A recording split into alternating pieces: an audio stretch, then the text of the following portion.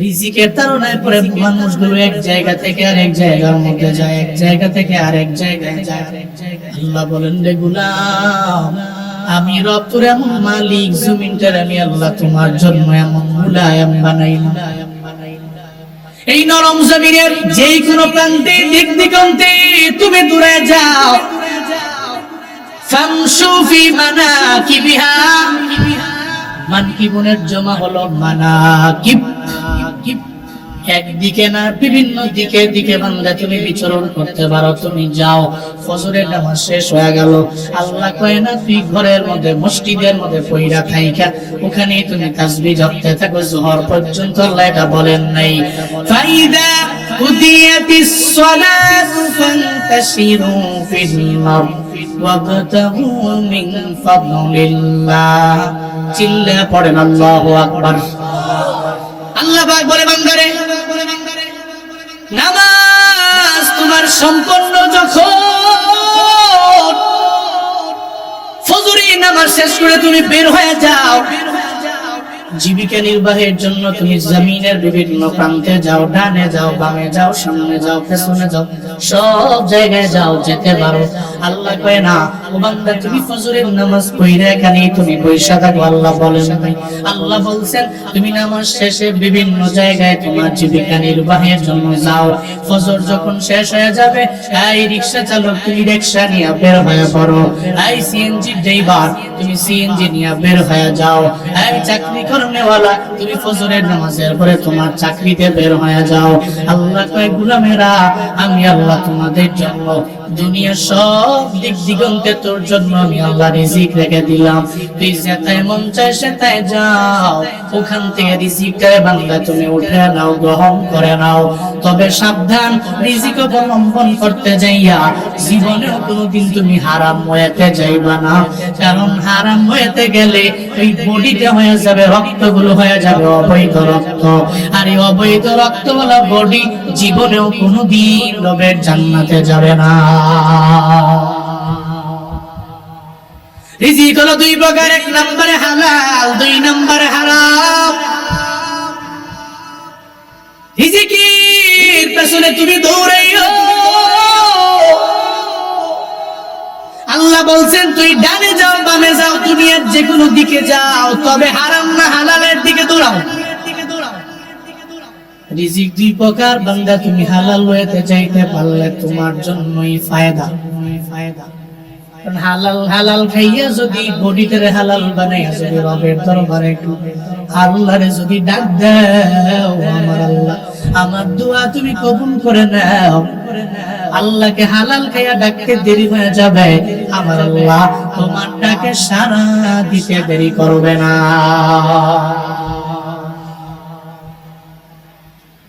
বান্দার মনের মধ্যে চিন্তা, রব আমার কেন ডাকে সাড়া দেয় না, ও বড় অবাক। এজন্য সব জায়গায় দৌড়াই, আল্লাহরে আমি ডাকি, আবার আল্লাহ কেন ডাকে সাড়া দেয় না। কেমনে দিবে? তুমি তো তোমার বডিটারে হারাম বানাইলা, তোমার রক্তটা হারাম। ও বান্দা, তোমার হাত পা সব নাপাক হয়ে গেল। এই নাপাক জিহ্বা, এই নাপাক জবান দিয়ে আমার আল্লাহরে ডাকলে তো আমার আল্লাহ সাড়া দিবেন না। এজন্য রিজিকের বেলায় খুব চিন্তা ভাবনা করে বান্দা যাও। মনে রাখবেন বুড়িচঙ্গের মুসলমানেরা, এই পৃথিবীর মধ্যে রিজিকের তাড়নায় পরে ইতিপূর্বেও কোনো বান্দা মরে যান নাই, বর্তমানেও মরে না, ভবিষ্যতেও কোনো বান্দা রিজিকের তাড়নায় পরে মরবে না, ঠিক কিনা? রিজিকের তাড়নায় পরে কেউ মরে না। তাইলে বুড়িচঙ্গের মানুষের মনের মধ্যে প্রশ্ন, কমলাপুর রেল স্টেশনের মধ্যে হুজুর যায় দেখেন কত মানুষ না খায় মারা যায়। এরা তো রিজিকের তাড়নায় পরে মারা গেল। আমি বলি না রে বাবা, মুফাসসিরিন কেরামগণ জানায়া দেয়, এই কমলাপুর রেল স্টেশনে না খায় মারা যায়, রিজিকের তাড়নায় পরে মারা যায়। আসলে মূলত এটা ওসিলা, এভাবে বান্দা মারা যাবে এটাই তকদিরে ছিল।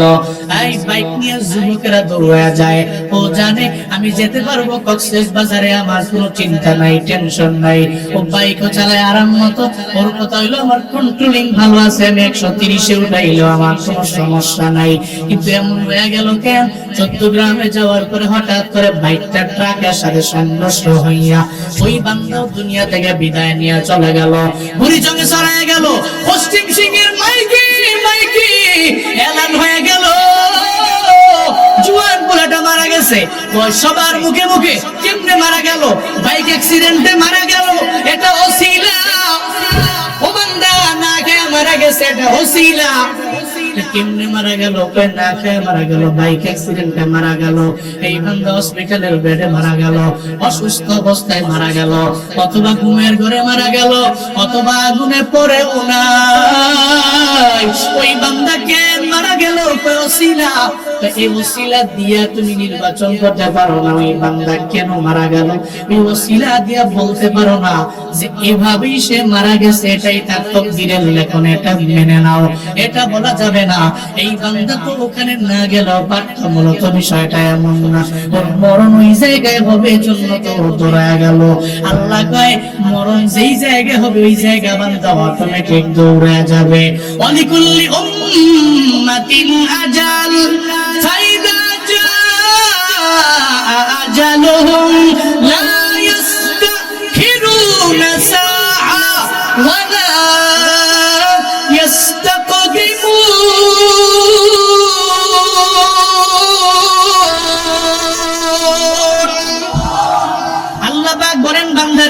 প্রত্যেকটা উম্মতের জন্য একটা নির্ধারিত টাইম আছে মরণের।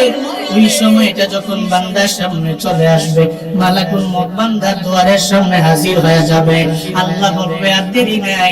যেমন আদম নবীর দরবারে গেল, আদম নবীও দুনিয়ায় বাঁচতে পারলেন না। যেমন গেল মুসা নবীর সামনে, মুসা নবীও নাই। ঈসা নবীর দরবারে গেল, ঈসা নবীও দুনিয়ায় নাই, উপরে চলে গেলেন। শুধু তাই না রে বাবা, এই দুনিয়ার মধ্যে কোনো বান্দাই বাঁচতে পারে না, আল্লাহ উঠে নিয়ে চলে যায়। মালাকুল মউত তো আল্লাহ বানাইলেন এই কারণে। আল্লাহ যখন বলবে ওই বান্দার রূহটাকে তুমি কবজ করে নিয়ে আসো না, সঙ্গে সঙ্গে ওই বান্দার রূহটাকে কবজ করার জন্য মালাকুল মউত তার দরওয়াজার সামনে হাজির হয়ে যাবে। এর মানে খাবারের তাড়নায় পড়ে মরে, এটা ওসিলা। খাবারের তাড়নায় পড়ে কোনো বান্দা জীবনেও কোনোদিন মরতে পারে না। কারণ এটাই মনে রাখতে হবে, হায়াত যেখানে নাই ওখানেও নাই। মালাকুল মউত হাজির হয়ে গেছে, ওটাকে কবজ করে নিতে দেরি করেন নাই। রিজিকের তাড়নায় পড়ে কেউ মরে না, কেউ মরেনি, এখনো মরে না, কেউ ভবিষ্যতে মরবেও না। আল্লাহ পাক বলেন দেখুন, রিজিক আমি আল্লাহর হাতের মধ্যে জন্যই রেখে দিলাম। আল্লাহ যদি আওয়ামী লীগের হাতের মধ্যে রিজিক দিত, তাহলে আওয়ামী লীগের সময় বিএনপির সমস্ত লোকেরা না খেয়ে মরত। আল্লাহ যদি বিএনপির হাতের মধ্যে দিয়ে দিত, রিজিকের ব্যবস্থা দিয়ে দিলাম, তাহলে আওয়ামী লীগের সবগুলা না খেয়ে মরে যাইত। ডোনাল্ড ট্রাম্পের হাতের মধ্যে যদি আল্লাহ বলতো রিজিক দিয়ে দিলাম, তাহলে জো বাইডেন না খেয়ে মরে যাইত। জো বাইডেনের হাতের মধ্যে যদি বলতো আল্লাহ রিজিক দিয়ে দিলাম, এরপরে জো বাইডেনের সময় ডোনাল্ড ট্রাম্পের দেওয়া হবে না, বলতো দরওয়াজা বন্ধ। এক নেতার হাতের মধ্যে দিলে ওই নেতার ব্যাকগ্রাউন্ডে আরেকজন যে আছে প্রতিপক্ষ, ও আসলে ওই প্রতিপক্ষরে দিত না, কয় রিজিকের দরওয়াজা বন্ধ করে দাও। আল্লাহ কয় জন্ম কারো হাতে দেই নাই, রিজিকের মালিক একজন, চিল্লায়া বলেন তার নাম। আল্লাহ ছাড়া এই পৃথিবীতে আমারে কেউ খাওয়ায় না। রিজিকের দরওয়াজা তুমি বন্ধ করেছো,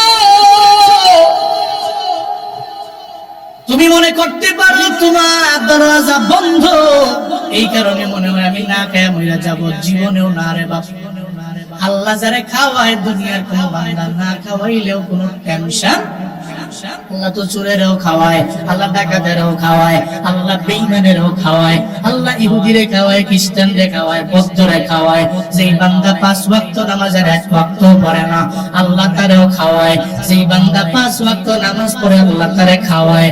ও বান্দা, যেই বান্দা রোজা রাখে না, আল্লাহ তারে খাওয়ায়। আবার যে রাখে, আল্লাহ তারেও খাওয়ায়। আল্লাহ কয় রিজিকের বেলায় কোনো তোর কোনো চিন্তা নাই, টেনশন নাই। তবে সত্য হলো তুই রিজিক অন্বেষণ করতে যাইয়া তোর বডির মধ্যে হারাম ঢুকাবি না, কারণ লা ইয়াদখুলুল জান্নাহ জাসাদুন গুদিয়া বিল হারাম। মদিনাওয়ালা নবী জানায় দিলেন, যেই বডিটা হারাম দ্বারা লালিত পালিত হয়ে গেল, জীবনে কোনোদিন ওই বডি জান্নাতে যাবে না। এর মানে বুড়িচঙ্গের মুসলমান বুঝতে পারলাম, জানতে পারলাম, আমার বডি যদি হারাম মুক্ত হয় আর এই রক্ত যদি আমি হালাল বানাইয়া আমার আল্লাহকে যদি ডাকার মতো আমি ডাকতে পারি, আমি ডাকতে দেরি হয়ে যাবে, আমার আল্লাহ আমার ডাকে সাড়া দিতে দেরি করবে না। চিল্লা পড়া যাবে কি সুবহানাল্লাহ। ইয়া ইলাহি তো মেরা মাবুদ হ্যায়, ইয়া ইলাহি তো মেরা মাশূক হ্যায়, ইয়া ইলাহি তো মেরা খালিক হ্যায়, ইয়া ইলাহি তো মেরা মালিক হ্যায়, ইয়া ইলাহি তো মেরা सत्तार है, या इलाही तो मेरा रज़्ज़ाक़ है। ऐ खुदाए मेरे सत्तार मेरे मौला मेरे गफ़ारुज़्ज़ुनूब। এর মানে বুঝা গেল রিজিকের ধারণায় পড়ে কেউ মরে না। রিজিক অন্বেষণ করিও বুড়িচঙ্গের মুসলমান, হালাল ওয়েতে তুমি আগাও, হালাল ওয়েতে ইনকাম করে করে করে করে তুমি তোমার পুরো বডি রক্তগুলোরে যদি হালাল বানাইয়া আমার আল্লাহরে যদি ডাকতে পারো, আল্লাহ আমার পুরো বডিটারে আমি হালাল বানাইলাম, তুমি যদি এই চিন্তা নিয়ে তুমি আগাইতে পারো, আল্লাহ আমি তো এই চিন্তা নিয়ে ঘুরি, হালাল ওয়েতে ইনকাম যদিও কম হয় ওই ইনকামের মধ্যে বরকত দিতে পারে আমার আল্লাহ। কিন্তু হারাম টাকা কামাইয়া লক্ষ লক্ষ কোটি কোটি টাকার মালিক, ঘরের মধ্যে শান্তি নাই, এমন ঘর আছে না নাই? গার্মেন্টসের মালিক, লক্ষ লক্ষ কোটি কোটি টাকার মালিক, বিলিয়ন বিলিয়ন ডলারের মালিক, কিন্তু ঘরের মধ্যে যাওয়ার পরে বউ কথা শোনে না, সন্তান কথা শোনে না, আছে না নাই? কিন্তু এটা গরিব ঘরের মানুষ, উনি কোন রকম জিন্দেগি চালায়। দেখবেন বউরে বলতে দেরি, গরম পানি করতে দেরি নাই, বউরে বলতে দেরি তুমি বামে যেও না, জীবনেও কোনোদিন স্বামীর কথা অমান্য করে না। ছেলেগুলো মানুষের মতো মানুষ হয়, ছেলেগুলো মাদ্রাসায় পড়ে আলেম হয়, কিন্তু কত ধনীর গুলা তাকায় দেখছি ও জীবনেও কোনোদিন মাদ্রাসার মধ্যে কন্টিনিউ করতে পারে নাই, ও চলার পথে ভালো কোনো লাইনে যেতে পারে নাই, ভালো ভালো ডাক্তার হতে পারে নাই, ইঞ্জিনিয়ার হতে পারে নাই। একটা বড় যে বাবা তার যতই কার্যকলাপ আছে দেখা বাবা কয় তোরে আমি পড়াশোনাও করাবো না, কি চাস তুই আমায় বল না, আমার একটা বাইক কিনা দাও। এরপরে ও বাইকটা কিনলো, কয়েকদিন পরে কয় আমার আইফোনের আপডেট মডেলটা কিনা দাও। এরপরে আইফোনটা লইয়া এবার বাইক নিয়ে ও টোটো কোম্পানির ম্যানেজারের মতো ঘুরে। ওরে যদি কেউ বলে তুই কি পাস, কয় আমি টিটিসিএম পাস। কয় তুই তো চুলের এমন কাটিং কেন, কয় আমার বাবা এত বড় টাকাওয়ালা, আমার বাবারে বলছি তুমি আমার একটা বাইক কিনা দাও। এরপরে আমি বাইকের মধ্যে চইরা এখন আমি ফুলিয়া মাস্তানি করি, আমার বিন্দু মাত্র পরিমাণ জেনারেল লাইনে আমার কোনো শিক্ষা নাই, মাদ্রাসার লাইনেও ধারে কাছে আমি যাই নাই। এটা কেন জানেননি? এটা হলো বাবার হারাম খাবারের প্রভাব। কারণ মানুষের মতো মানুষ হয় না কেন? ব্যাকগ্রাউন্ডে হারাম রক্ত, অবৈধ টাকা পয়সা রক্তের কারণেও মানুষের মতো মানুষ হয় না। মানুষের মতো মানুষ তখনই হবে যখন ইনকাম হয়ে যাবে হালাল। কি হবে? হালাল ইনকাম হবে। এই চিন্তা কেন করেন? রিজিকের ব্যাপারে কোনো টেনশন নাই, চিন্তা নাই। আশরাফুল মাখলুকাত আমরা, আসমানের নিচে জমিনের উপরে যত মাখলুকাত আছে সব মাখলুকাতের চাইতে আমরা দামি না কম দামি? দামি না কম দামি? আমরা চাইতে দামি কেউ আছে? গরুর চাইতে আমার দাম বেশি, একটা ওটার চাইতে আমাদের দাম বেশি। এই আমাদের দাম কেমন? আমরা দুর্বল। খুলিকাল ইনসানু দাঈফা, আল্লাহ কয় মানুষের বানানো হলো বড় দুর্বল কইরা। আমি আল্লাহ এর বড় দাঈফ করে বানাইলাম, দুর্বল বানাইলাম। এই মানুষ এত দুর্বল, এরপর আল্লাহ কয় এই মানুষগুলো এত দামি করে বানাইলাম। ওয়াত্তিনি ওয়াজ্জাইতুনি ওয়া তুরি সিনিনা ওয়া হাদাল বালাদিল আমিন লাকাদ খালাকনাল ইনসানা ফি আহসানি তাকওয়িম। চিল্লা জোরে করে পড়েন আল্লাহু আকবার। আল্লাহ পাক বলেন, গোলামেরা তোরে বানাইছি এত সুন্দর। আমি আল্লাহ এমন সুন্দর করে গরু বানাই নাই, এত সুন্দর করে ওটো বানাই নাই, এত সুন্দর করে ছাগল বানাই নাই, এত সুন্দর করে মহিষ বানাই নাই, এত সুন্দর করে মাছ বানাই নাই। ও বান্দা, এত সুন্দর করে আমি আল্লাহ তোমারে বানাইলাম, বড় মায়া করে বানাইলাম। এত সুন্দর আমার দেহ, এত সুন্দর আমার বডি। এই সুন্দর বডি আল্লাহ বানায়া নিজেই ঘোষণা দিয়ে দিলেন, তুই বড় দুর্বল, কিন্তু বানাইলাম বড় সুন্দর করে আমি আল্লাহ। আমি আল্লাহ তোর গঠনটারে এত সুন্দর করে বানাইলাম। আল্লাহ যদি একটা নদীর মাছের যদি আমার আল্লাহ খাওয়াইতে পারে, একটা পাখির পেটের মধ্যে যদি আল্লাহ খাবার পৌঁছায় দিতে পারে, একটা গর্তের পিপিলিকাকে যদি আমার আল্লাহ খাওয়াইতে পারে, আমাদেরকে আমার আল্লাহ কি খাওয়াইতে পারে না? হযরত মূসা পয়গম্বর রওনা একদিন এক জায়গায় যাবে। হঠাৎ মূসা নবী দাঁড়ায় গেলেন। মূসা নবীর মনের মধ্যে চিন্তা চলে আসলো, পরিবারের চিন্তা, রিজিক নিয়ে চিন্তা। আল্লাহ পাক তো মূসা নবীর অন্তরের খবর জানেন। আল্লাহ বললেন, নবী মূসা সামনে কি? কয় পাথর, সখরা। কি পাথর? সামনে সখর, সামনে পাথর। মূসা নবী হাতের মধ্যে কি কয়টা লাঠি? ওই লাঠিতে এমন জবরদস্ত লাঠি, ওই লাঠি হাত থেকে জমিনের মধ্যে ছাড়লে সাপ হয়ে যায়। এমন জবরদস্ত লাঠি, ওই লাঠি দিয়ে যদি নদীর মধ্যে আঘাত করে, সঙ্গে সঙ্গে রাস্তা হইতে দেরি নাই। এমন এক জবরদস্ত লাঠি আমার হাতে। আল্লাহ কয়, মূসা সামনে কি? কয় পাথর। পাথরের মধ্যে জুড়ে মারেন। আপনার হাতের লাঠি দিয়ে জোরে পাথরের মধ্যে একটা বাড়ি মারেন। সঙ্গে সঙ্গে উনি পাথরের মধ্যে জোরে বাড়ি মারলেন। মারার পরে বড় পাথরটা দুইটা ভাগ হয়ে আর একটা পাথর বের হয়ে গেল।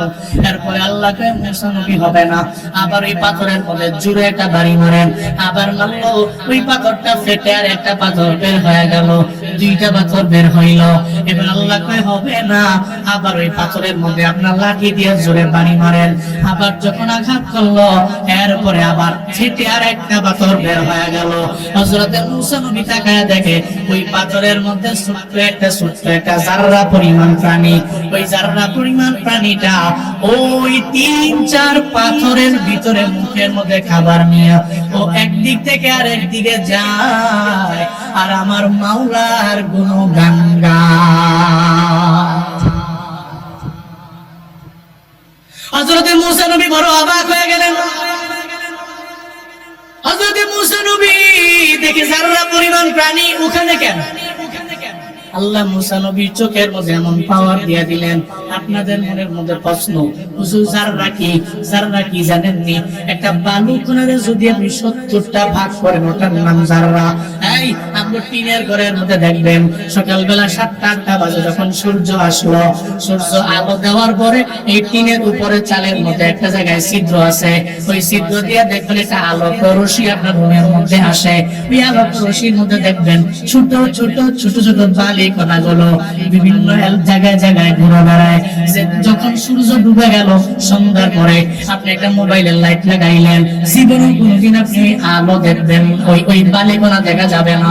এর মানে দিনের বেলা ওই সূর্যের আলোতে আলোক রশ্মি যে ছিদ্রের মাধ্যমে আপনার ঘরের মধ্যে আসলো, ওই আলোক রশ্মির মধ্যে দেখবেন বালি কণার অভাব নাই।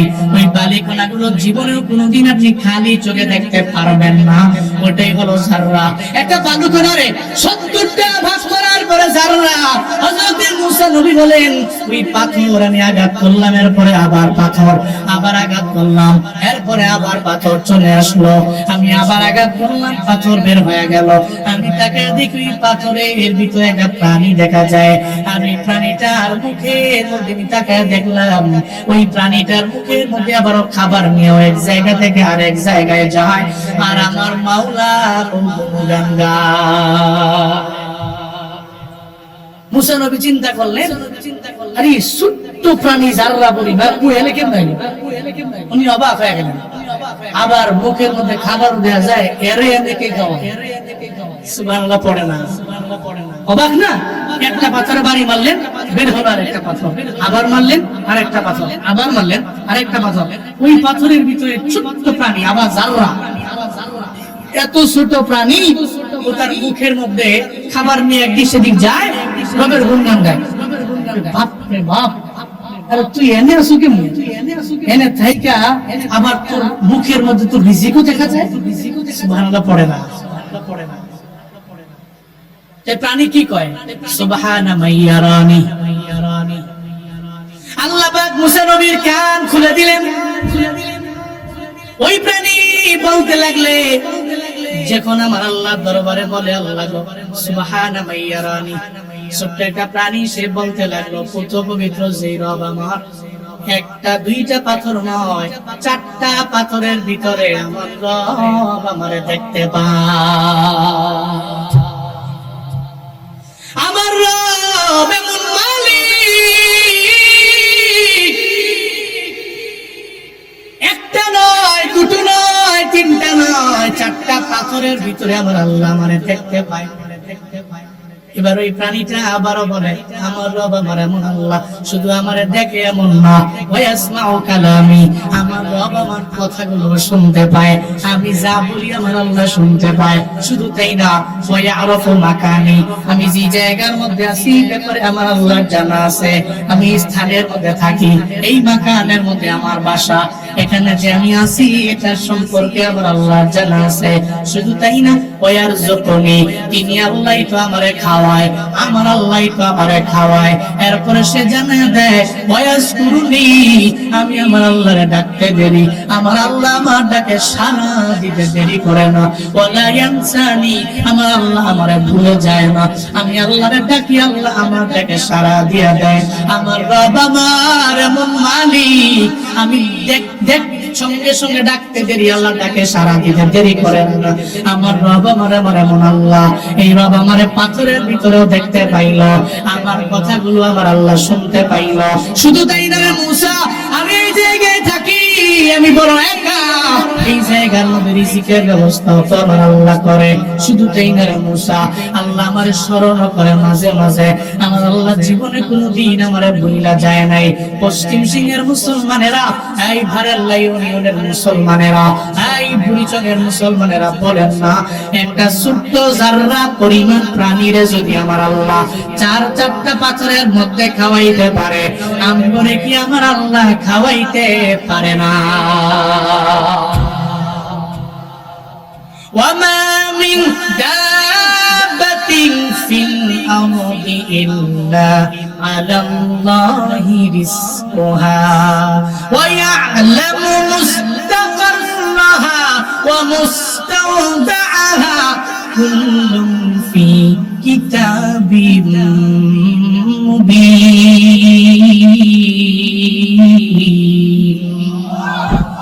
আল্লাহ পাক বলেন বান্দারে, আসমানে নিচে জমিনের উপরে যত আছে চতুষ্প জন্তু জানোয়ার, আমি আল্লাহর যা বানানো যত মাখলুকাত, এদের সবার রিজিকের ব্যবস্থা তো আমি আল্লাহ করি। ওয়া মিন দাব্বাতিন ফিল আরদ ইল্লা আলাল্লাহি রিজকুহা, আল্লাহর উপরেই তো দায়িত্ব, আল্লাহ নিজের উপরে নিজেই দায়িত্ব রাখলেন, কারোর উপরে দেন নাই। আল্লাহ কয় সবার রিজিকের ব্যবস্থা আমি আল্লাহ করি, তো চিন্তা করার দরকার নাই, টেনশন করার কোনো প্রয়োজন নাই। তবে বান্দারে, তুই তো রিজিকটারে কেমনে কেমনে তুই চালাবি, কেমনে ভাগ করবি? মনে রাখবেন, সালফে সালিহিন যারা, ওলিয়ে কামেল যারা, এই সমস্ত মানুষগুলো রিজিকের কেমনে ভাগ করতে শুইনা জানবে বাবা। ভারতের দারুল উলুম দেওবন্দের নাম কি আপনারা শুনেন নাই? শুনছেন নি? ভারতের দারুল উলুম দেওবন্দ দেওবন্দির পাশে এক বাজার, এই বাজারের মধ্যে এক আল্লাহর বান্দা নাম হলো শাহজি আব্দুল্লাহ। উনি ঘাস বিক্রি করে করে ওনার সংসার চালায়। শাহজি আব্দুল্লাহ ঘাস নিয়ে নিয়ে বাজারে যায়। বাজারে যাইতে দেরি, মানুষগুলো লাইনে দাঁড়ায় থাকে ওনার ঘাস নেওয়ার জন্য। কেন রে? হালাল ইনকামের প্রভাব।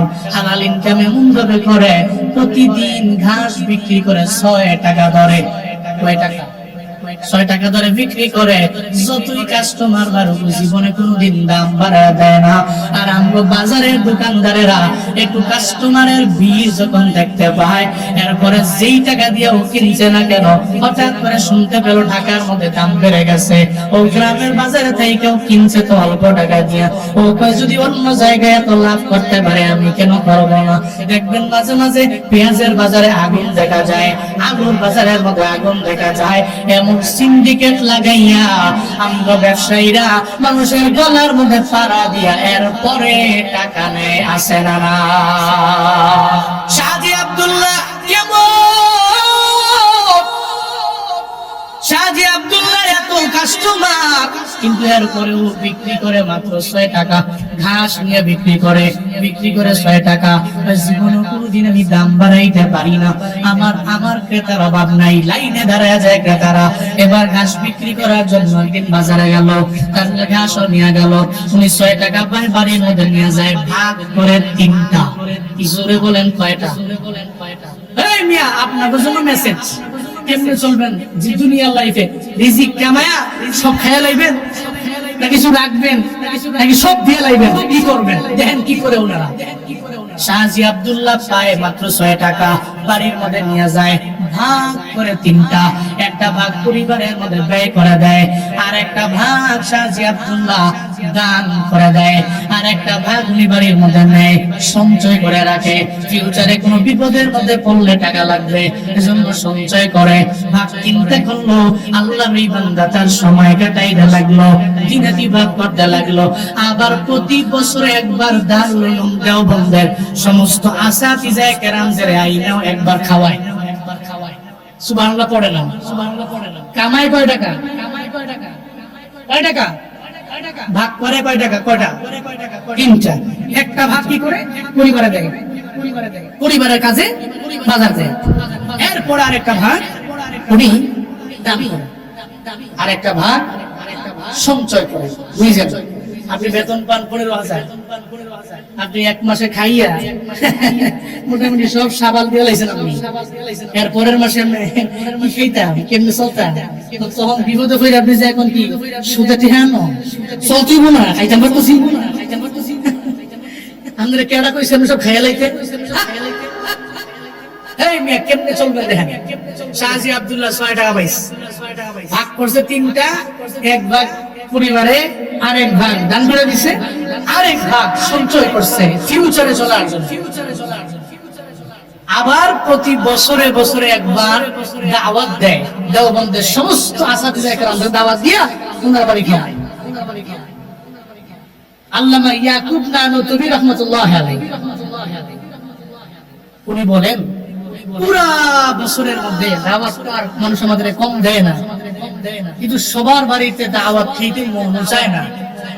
কিন্তু শাহজি আব্দুল্লাহর ঘরে দাওয়াত খাওয়ার জন্য আমরা পুরা বছরে একবার খাওয়ার পর পরই খালি অপেক্ষায় থাকতাম ওই সুদিন কবে আসবে যেদিন শাহজি আব্দুল্লাহ আমাদেরকে দাওয়াত দিয়ে খাওয়াবে।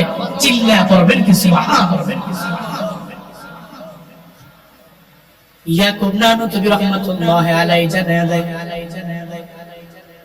পুরা বছর লাগাইয়া আমরা চিন্তা করতাম আর টেনশন করতাম কবে আসবে সেই সুদিন যেই দিন আমাদের দাওয়াত দিবে আব্দুল্লাহ। কেন পুরো বছর লাগাইয়া কেন ওয়েটিং এ থাকতাম?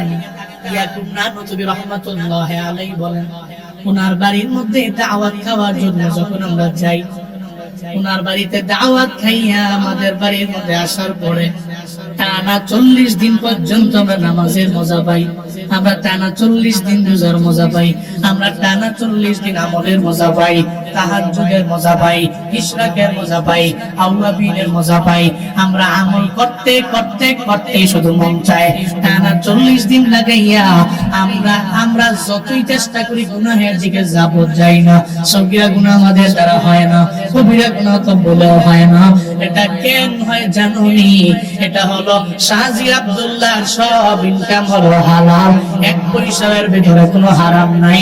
এটা হলো হালাল খাবারের প্রভাব।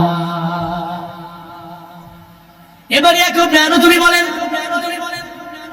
আবার আরেকদিন আরেকজনের বাড়িতে দাওয়াত খাওয়ার জন্য আমি গেলাম।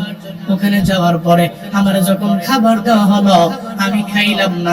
মাত্র এক লোকমা খাবার আমি আমার মুখের মধ্যে ঢুকাইলাম, গিললো না।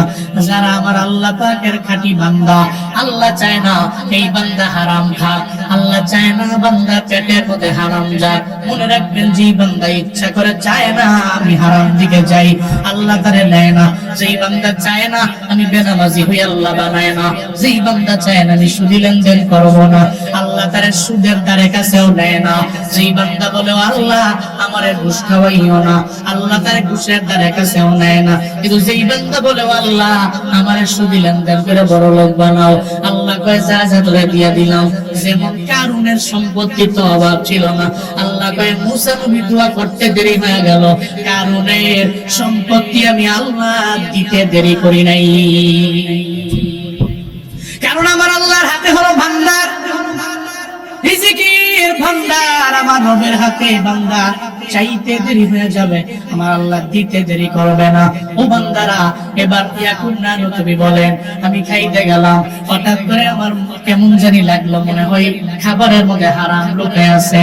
ইয়াকুব তুমি কয়, আমি খাবারটা আর আমার ভিতরে ঢুকাইলাম না, আমি সঙ্গে সঙ্গে কুলি করে এই খাবারটা আমি ফালাইয়া দিলাম, ভিতরে আমি ঢুকাইলাম না। ওই লোকটা আমারে বলে, কেন হুজুর আপনি খান না? আমি তার মন খারাপ হবে বলে কিছু বললাম না। আমি বললাম আমার খারাপ লাগে, আমি তোমার বাড়িতে খাইতে রাজি না। আস্তে আস্তে উনি বের হয়ে ওনার বাড়ির দিকে চলে গেল। ও বান্দারা, এই যে ইয়াকুব তুমি রওনা হয়ে চলে গেলেন। উনি বলেন, আমি এক লোকমা খাবার আমার পেটের মধ্যে পর্যন্ত আমি ঢুকাইলাম না, আমার মুখের মধ্যে আমি শুধু নিয়ে নিলাম। কিন্তু এরপরেও টানা 40 দিন আমি নামাজের মজা পাই নাই, আমি রোজা রাখার মজা পাই নাই, আমি আমল করার মজা পাই নাই, আমি তাহাজ্জুদ ইশরাক আওয়াবিনের মজা পাই নাই, আমি ভালো কাজের কোনো মজা পাই নাই। এটা কেন জানো নে? হারাম খাবার মুখে নেওয়ার অভাব। তাহলে আমি আব্দুল্লাহর ঘরে খাইছি, ওর ঘরে খাই টানা 40 দিন আমি নামাজ পড়ছি, মজা পাইছি। কিন্তু আব্দুল্লাহ বেঁচে রেখে আরেকজনের ঘরে আমি গেছি দাওয়াত খাইতে, ওর খাবারটা মুখে নিতে দেরি, আমি ভিতরে ঢুকাই নাই, কুলি করে ফালা দিছি। এরপরেও টানা 40 দিন আমি নামাজের মজা পাই নাই, রোজার মজা পাই নাই, আমাদের মজা পাই নাই। এর মানে বুঝে গেল, আপনি হালাল খাইলে নামাজ পড়তে মন চাইবে, আপনি হালাল খাইলে রোজা রাখতে মন চাইবে, আপনি হালাল খাইলে নেক আমল করতে মন চাইবে। কিন্তু হারাম খান, নামাজের মজা পাবেন। হারাম খেয়ে আল্লাহরে ডাকেন, লাভ নাই। এক নম্বরে তো লাভ নাই, 2 নম্বরে আপনার মন চাইবে না। কেন জানি নামাজ পড়তে ভালো লাগে না, দান করতে ভালো লাগে না, হুজুর কেন জানি খালি হারাম হয়েতে বিভিন্ন দিকে যেতে খালি মন চায়। কেন চায়? কারণ হলো আপনার রক্ত তো হারাম হয়ে গেছে। এই হারাম বডি, এই হারাম রক্ত নিয়ে আপনি আল্লাহরে ডাকতে তো মন চাইবে না। It's natural. আল্লাহ আমাদের সবাইকে হারাম হয়ে থেকে হেফাজত করেন। আরো জোরে পড়েন আমিন। আর একটু আওয়াজ করে পড়েন আমিন। আপনারা রাগ হইতেছেন, কষ্ট পাইতেছেন নাকি? তাহলে চিল্লা এখন তো সুবহানাল্লাহ, জোরে পড়েন আলহামদুলিল্লাহ, আরো জোরে চিল্লা আল্লাহু আকবার। সুবহানাল্লাহ walhamdulillah la ilaha illallah subhanallah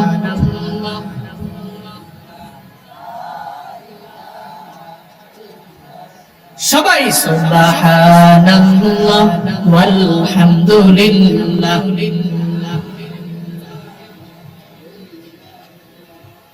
তুমি বাঁচাও, তুমি মারো, অবিরত ক্ষমা করো, তুমি বাঁচাও, তুমি মারো, অবিরত ক্ষমা করো। ধরার যেজন তাকেই ধরো, ধরার যেজন তাকেই ধরো, তোমার মুঠোয় সবই আল্লাহ। সুবহানাল্লাহ, লা ইলাহা ইল্লাল্লাহ, সুবহানাল্লাহ ওয়ালহামদুলিল্লাহ।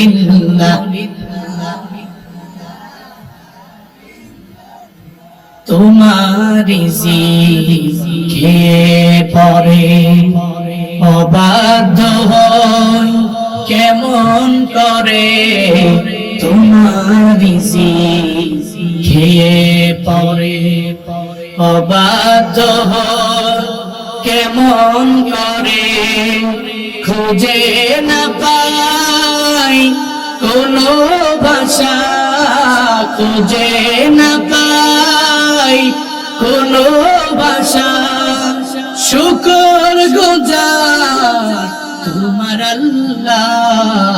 সুবহানাল্লাহ, লা ইলাহা ইল্লাল্লাহ, সুবহানাল্লাহ, লা ইলাহা, বলেন সুবহানাল্লাহ ওয়ালহামদুলিল্লাহ, লা। আল্লাহ আমাদের তাসবিহ গুলো কবুল করেন নাই, আরো জোরে পড়েন আমিন। রিজিক কে খাওয়ায়? কে খাওয়ায়? আবু মালিক আশআরী রাদিয়াল্লাহু আনহু এবং আবু মুসা আশআরী, দুইজনে আশআরী গোত্র নিয়ে রওনা দিয়েছে মদিনায় যাওয়ার। ওনাদের গোত্রের সমস্ত লোকদেরকে নিয়ে রওনা হয়েছে নবীর দরবারে যাবে মদিনায়। ইয়েমেন থেকে রওনা যাবে মদিনায়। পথিমধ্যে যাওয়ার পরে আশআরী গোত্রের খাবার শেষ হয়ে গেল। গোত্রের লোকেরা বড় অবাক, কেন খাবার শেষ হয়ে গেল, অবাক হয়ে গেল।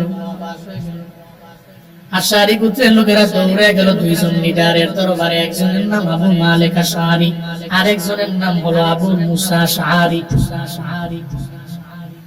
দুইজনের দরবারে গিয়ে বলে, নেতারা খাবার শেষ, কি করতে পারি বলেন না, খাবার শেষ হয়ে গেল, কি করতে পারি বলেন না। চিন্তা নেই, আল্লাহ তো আছে, আল্লাহ তো আছে জানি, এরপরেও তো মাঝে মাঝে চিন্তা লাগে, কারণ খাবার তো না একটা উসিলা তো আমাদের জন্য বের করা লাগবে। আবু মুসা আশআরী বলে, একজন প্রতিনিধি বের করে দাও, যে প্রতিনিধি দৌড়ে মদিনায় চলে যাবে আমার মায়ার নবীর দরবারে। নবীর দরবারে গিয়া বললে, আমার নবী জীবনে কোনোদিন ফিরাইয়া দিবে না, নবীর দিলটা বড় মায়ার রে, আমার মায়ার নবীর দরবারে গিয়া যদি একবার বলা যায় আমরা আসার পথে আসতেছিলাম, প্রতিমধ্যে খাবার শেষ হয়ে গেল, একটু বলেন না নবী আমরা কি করতে পারি। একবার যদি নবীরে বলা যায় সবাই ফিরাইয়া দিতে পারে, মদিনাওয়ালা নবীর জীবনে কোনোদিন ফিরাইয়া দিতে পারে না। একজন প্রতিনিধি বানাইয়া পাঠিয়ে দিল মদিনায়, দৌড়ে চলে গেল, রওনা হয়ে গেল আমার মায়ার নবীর দরবারে যাবে। দৌড়ে চলে গেল আমার নবীর কাছে, যায় দেখে নবীজি মসজিদে নববীর মধ্যে নাই।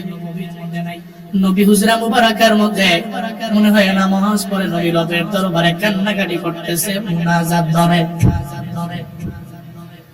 আল্লাহর এই বান্দা দরওয়াজায় গিয়া ডাক দেয় না, করাও নারে না, টাকা দেখে আর মনে মনে চিন্তা করে আর টেনশন করে আর কানে শুনে আমার মায়ার নবী রবের দরবারে আবদার জানায়, ও আল্লাহ রিজিকের মধ্যে তুমি বরকত বাড়ায় দাও, ও আল্লাহ তুমি আমার রিজিক দিয়া দাও। আসমানের নিচে জমিনের উপরে যত মানুষ আছে, যত মাখলুকাত আছে, সব মাখলুকাতের রিজিক তো তুমি দাও। আমার মায়ার নবী নিজে রবের দরবারে বলতে লাগলেন, আর ওই আয়াতটাও পড়তে লাগলেন, ওয়া মিন দাব্বা ফিল আরদি ইল্লা আলাল্লাহি রিজকুহা। ও আল্লাহ, তুমি সারা দুনিয়াতে আমার রিজিক দেনেওয়ালা কেউ নাই, তুমি সারা আমার রাজ্জাক কেউ নাই।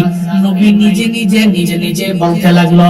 যে লোকটা দরওয়াজার সামনে দাঁড়ানো, মনে মনে চিন্তা করতে লাগলো, নবীর কাছে চাইতে আইলাম, নবী দি চায় কার কাছে? জোরে বলে না, কার কাছে? দরওয়াজার পাশে দাঁড়ায় আবার বুঝইছে, কি কয়? বুঝে গেছে নবীর কাছে আইছি। হ্যাঁ, নবীর কমছে আমগো ভূতের লোকেরা সব খাওয়া দাওয়া করে ভরে গেছে প্রায়, আপনি একটু খাবার দিলে নিয়ে যাবো। তখন কি নবীজি আল্লাহর কাছে চায়?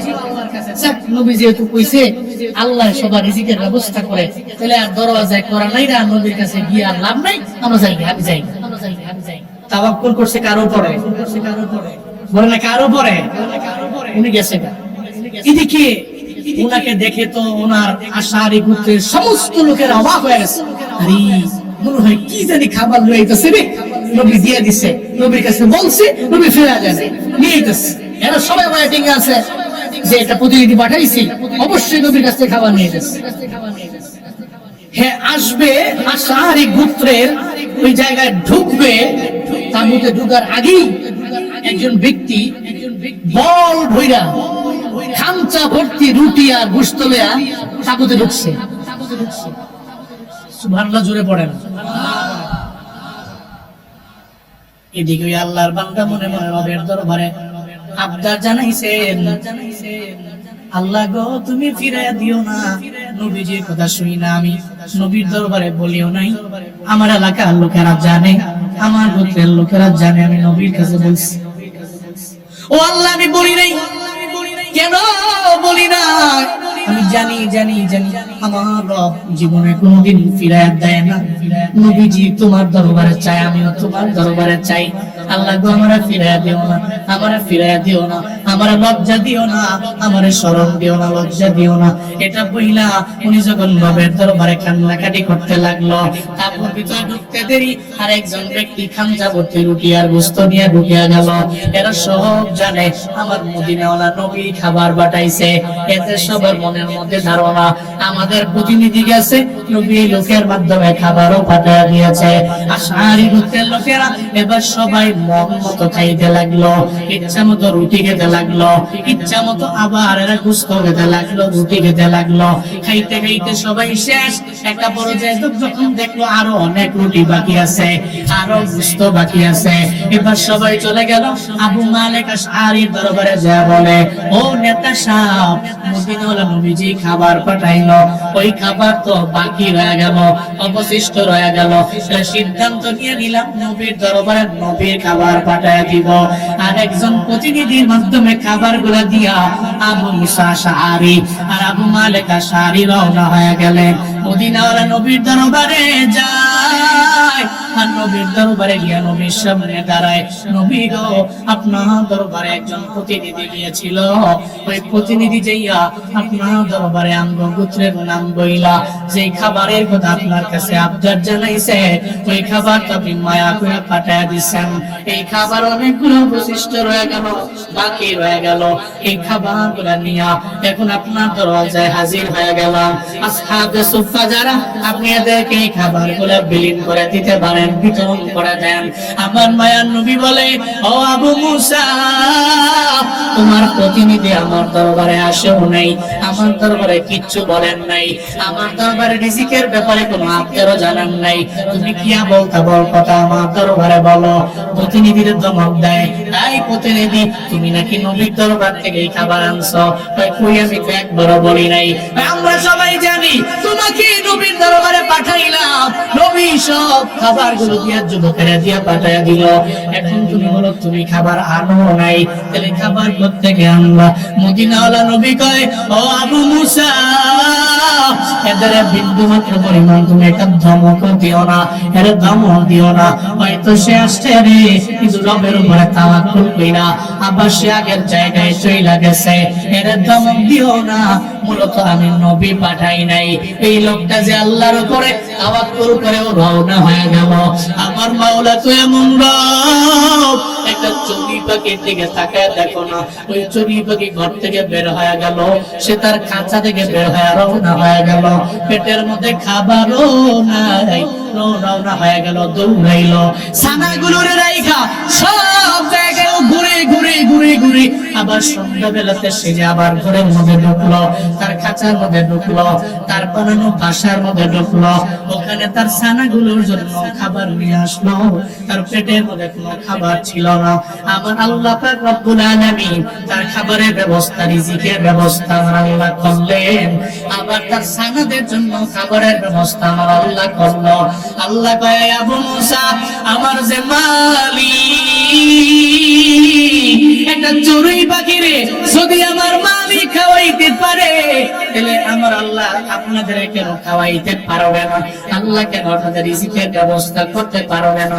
একটা চড়ুইরে যে খাওয়ায়, এটা পিপিলিকারে যে আমার আল্লাহ খাওয়ায়, একটা জাররা পরিমাণ প্রাণীরে যে আমার আল্লাহ খাওয়ায়, একটা মাছের যে আল্লাহ খাওয়ায়, একটা প্রাণীর যে আল্লাহ খাওয়ায়, অন্যান্য মাখলুকের যে আল্লাহ খাওয়ায়, আপনাদের যে খাবার জোয়ানগুলো আনছে, ওই জোয়ানগুলো অন্য কেউ না, আল্লাহ পাক ফেরেশতার মাধ্যমে আর মানব রূপে পাঠাইয়া আপনাদের জন্য রিজিকের ব্যবস্থা আমার আল্লাহ নিজেই করে ফেলেছে। আল্লাহ পাক করেছে, অন্য কেউ না, আমি না। এই জন্য রিজিকের ব্যাপারে কোনো চিন্তা নাই, কোনো টেনশন নাই। আল্লাহ কয়, তুমি বিভিন্ন দিক দিগন্তে ঘুরে বেড়াও, তবে বান্দারে এই রিজিকের দেওয়ার মালিক আমি আল্লাহ। আল্লাহ আমি তোমারে দিলাম, তুমি মাঝে মাঝে আবার ব্যয় করা লাগবে, তুমি দানও করা লাগবে। আল্লাহ কয়, বান্দারা আমি আল্লাহ যা দিছি এ থেকে তুমি দান করো, ব্যয় করো, আমি আল্লাহ বরকত বাড়াইয়া দিব। ওয়া মিম্মা রাযাকনাহুম ইউনফিকুন।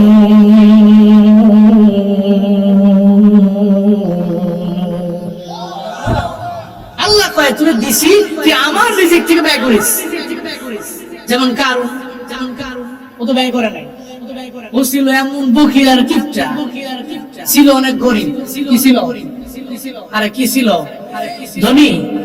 এত গরিব ছিল, মুসা নবীর দরবারে একদিন কয়, মুসা নবী, আপনি তো আল্লাহর নবী, কথা বলেন, আল্লাহর সাথে কথা বলেন, একটু আল্লাহর কাছে কিছু বলা যায় না? আপনি বললে তো আল্লাহ শুনবে, আমার সাথে আল্লাহ একটু ধনী বানায় দেয়। মুসা নবীর কাছে গিয়ে কয়, ফেরাউন আমগো বংশের উপরে জুলুম করে, নির্যাতন করে, আমি চাই ফেরাউনের সাথে টক্কর লাগাবো। কবে আপনি শুনেন, আল্লাহ যদি আমার ধন দৌলত দেয়, আপনার কওমের সমস্ত লোকদেরকে আমি ধন দৌলত দিয়ে সববারে বড় লোক বানিয়ে ফেলবো। খালি আল্লাহ খালি আমার ধনী বানায় দেখ, আল্লাহ শুধু খালি আমার নেতা বানায় লোক, দেখবেন রাস্তা ভাঙ্গা একটা লাগবে মানে এবারে সব ঠিক করে লাগবে, বুঝলেন? খালি আল্লাহ আমার খালি ধনী বানায় লোক, দেখবেন আমাদের পরিবারের, আমাদের বংশের যারা আছে সব অবস্থা খারাপ, সব ধনী হয়ে যাবো, বড় লোক হয়ে যাবো। নির্বাচনের আগে মুসা বললেন, মনে হয় কোন বালিশ, কি বালিশ, কোন বালিশ। আবার নির্বাচন শেষ, এবারে নেতা, ঘোরার টাইম নেই, কেডা তুমি কথা বলে না, এরকম আছে না নাই?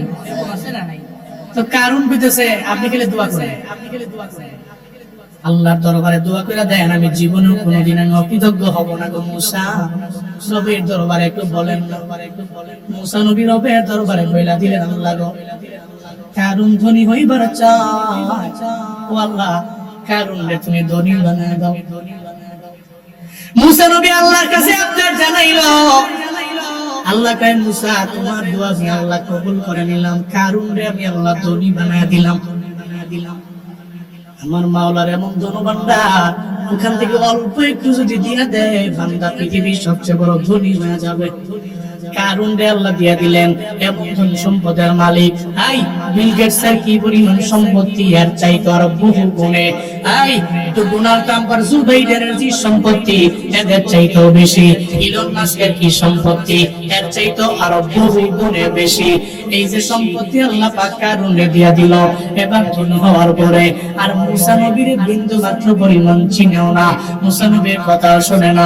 একদিন মুসা নবীর দরওয়াজার সামনে দাঁড়ায় কইলেন, মুসা এখন থেকে তুমি আমার গোলামি করবা, আমার কথা শুনবা, আমার খাদেম হয়ে থাকবা।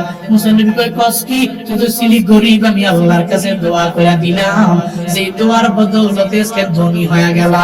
এই কারণ আমি জীবনেও কোনোদিন তোর গোলাম হতে পারি না, আমি গোলাম আমার রবের, আমার রবের আমি গোলাম, জীবনেও কোনোদিন আমি তোর গোলাম হতে পারি না।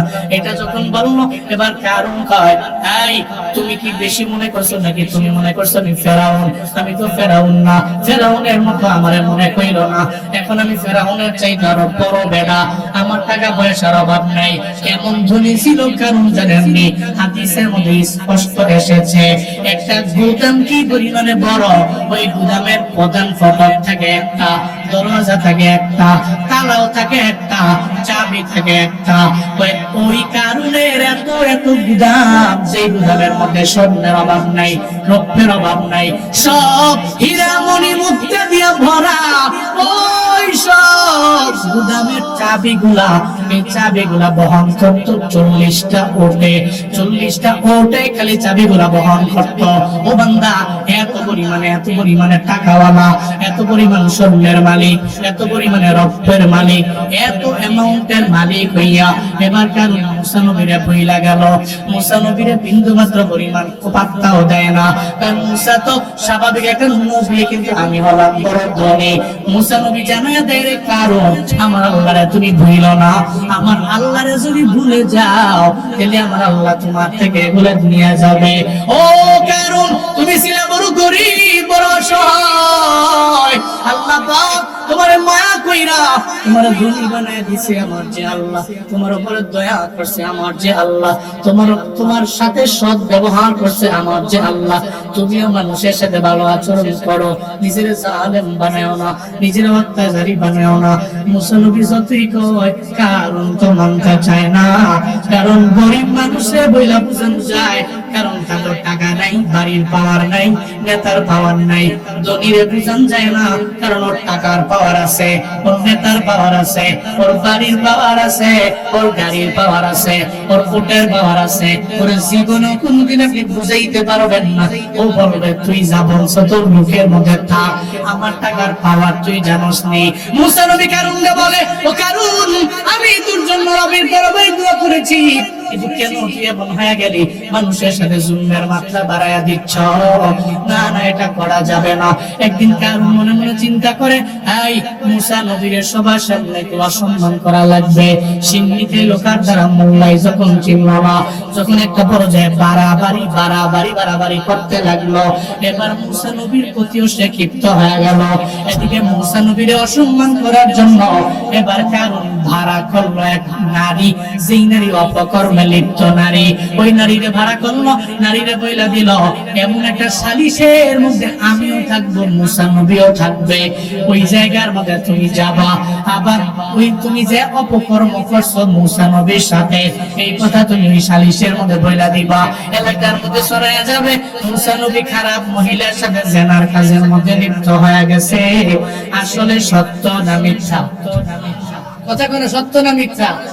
তোর যত টাকা লাগবে দিব আমি, তার টাকা আছে না, পাওয়ার আছে না, তো যা লাগবে তোরে দেওয়া হবে। তুই খালি যা সালিশে কবি যে মুসা নবীর সাথে আমি খারাপ কাজ করছি, উনি আমার সাথে জেনা করছে, অপকর্ম করছে। নাউজুবিল্লাহ, জোরে কয় না? একা মানলাম, শর্ত মানলাম, যে খারাপ কাজ করে ওর কাছে তো এই শর্ত স্বাভাবিক শর্ত, ঠিক আছে মানলাম।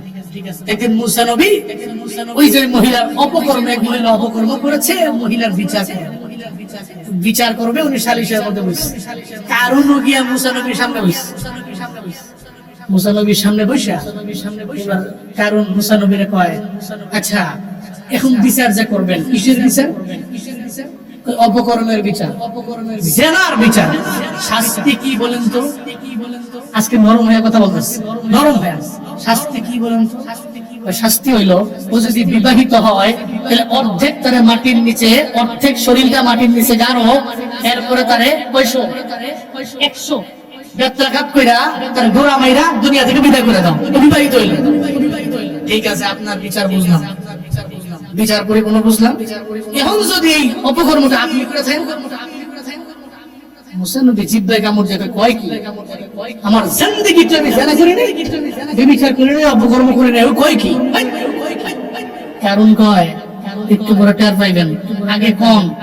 যদি আপনি অপকর্ম করে খায়েন তাহলে বিচার কি আপনার বেলায় কোনটা? ইসলামের মধ্যে বিচার আছে, কারো বেলায় কমও নাই, কারো বেলায় বেশিও নাই। যদিও আমগো এলাকার মানুষেরা এমন করে না। গরিবের বলে অন্যায় করলি ষোলো না বিচার, ধনির বেলায় কোনো বিচার নাই, ধনির বলে অন্যায় করলে কোনো বিচার করে না। কেন করে না? ব্যাকগ্রাউন্ডে তো টাকা পকেটে ঢুকে গেছে, এখন আর ধনির বলার বেলায় কোনো বিচার নাই। ও যত আকাম করবে কুকাম করবে সব মাফ হয়ে যাবে। গরিবের বলায় ছোট্ট একটা অন্যায় করলে এটা তিলের তাল বানাইয়া এরপরে তার উপরে জুলুম করে।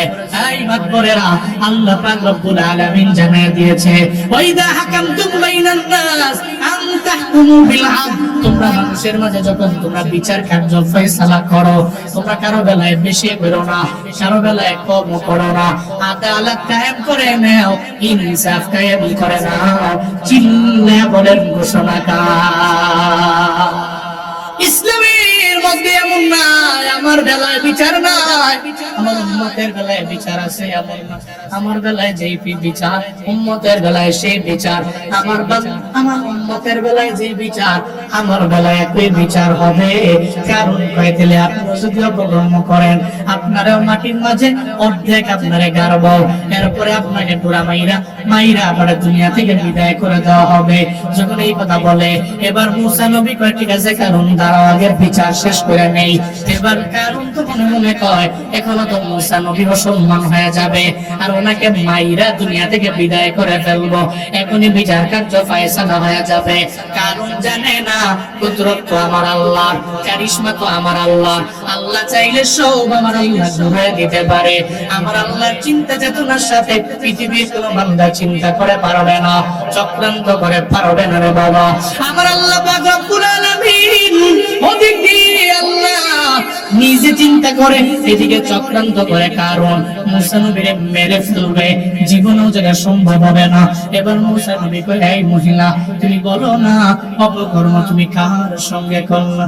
মহিলার জবানটারে বলতে চাইলো একটা, আল্লাহ ঘুরে দিল আর একটা। মুসা নবী মুসা নবীর দরবারে কয়, মুসা নবী গো আপনি বললেন অপকর্ম কার সঙ্গে করছি? মূলত আমি কারোর সঙ্গে অপকর্ম করি নাই, কারোর সঙ্গে করি নাই।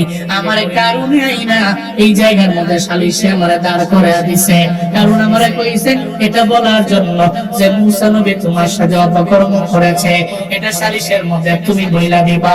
মুসা নবী তো এমন রাগী নবী, যেই মুসা নবী এত পরিমাণে রাগী নবী, ফেরাউনের বাবুর্চির এক থাপ্পড় মাইরা দুনিয়া থেকে বিদায় করে দিছে। শুধু তাই না, আজরাইল যখন রূপ কবজ করার জন্য আইছে, পারমিশন নেয় নাই, অনুমতি না নিয়ে আইছো কেন? নাম কি? আনা মালাকুল মউত। কেন আইলা? আপনার রূপ কবজ করার জন্য আইলাম। এক থাপ্পড় দিছে, থাপ্পড় দিয়া 100 কানা করে দিছে। মালাকুল মউত দৌড়ে আল্লাহর কাছে কয়, আল্লাহ কামটা হইছে কি হইছে? মুসা নবীর কাছে গেছি রূপ কবজ করার লাগা, সবার কাছে গেছো, এর কাছে যাবি সাবধানে যাবি, তো রাগী নবী। আবার গেছো পারমিশনও নেস নাই, দরওয়াজা পারমিশন না নিয়ে অনুমতি না নিয়ে ঢুকে গেছে। গিয়া মুসা নবীর কয় শেষ সময় আপনার রূপ কবজ করার লাগা আয় পড়ছি। মুসা নবী কয় আমার অনুমতি ছাড়া আমার সামনে থাপ্পড় দিয়ে চোখ বন্ধ করে দিছে। এবার মালাকুল মউত কয় আমারে কইেন না যাওয়ার লাগা, অবস্থা খারাপ, আমি ডরাই।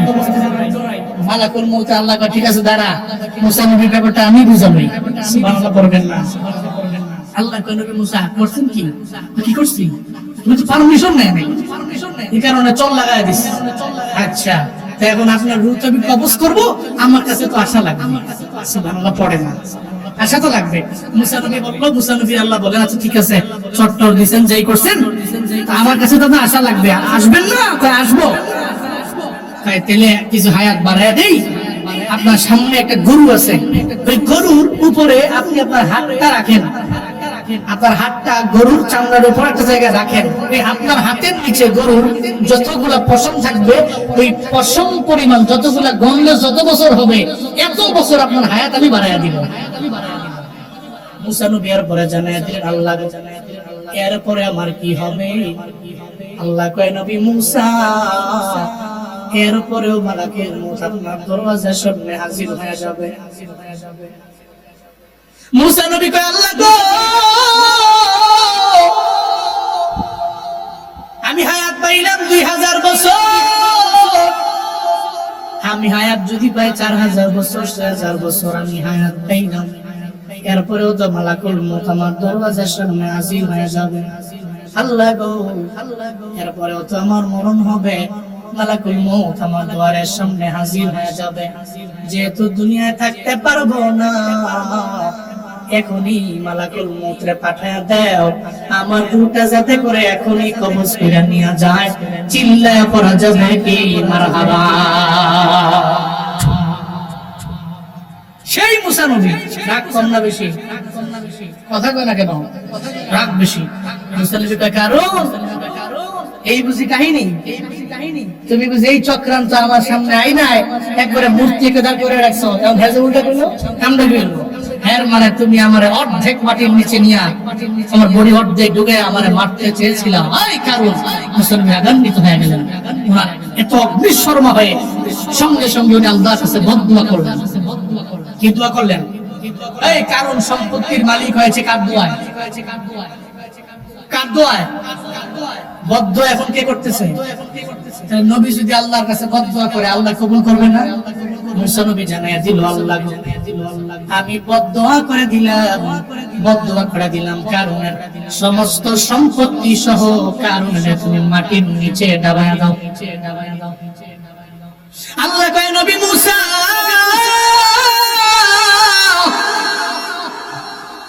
জমিনের যত পাওয়ার আছে জমিন দিয়ে আপনার তাবে বানায় দিলাম।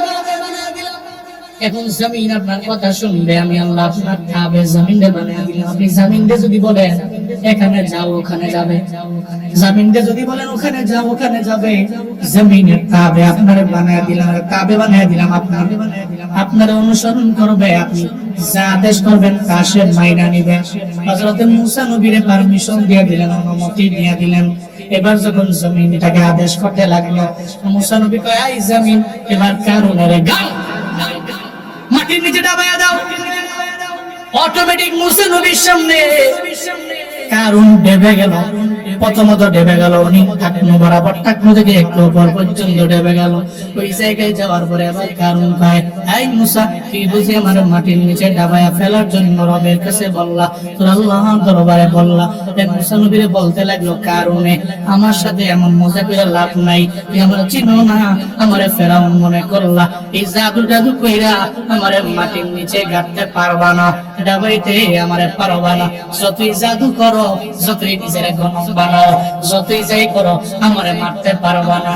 ওই সময় যদি কারণ মুসা নবীরে বলতো আমারে মাফ কইরা দাও, আমারে ক্ষমা কইরা দাও, ওই সময় যদি গাদ্দারি না করত, মুসা নবী যদি আল্লাহরে বলতো আল্লাহ তুমি কারণের মাফ করে দাও, এরপরেও তো কারণে আমার আল্লাহ মাফ করে দিতে পারতো, কিন্তু করে নাই।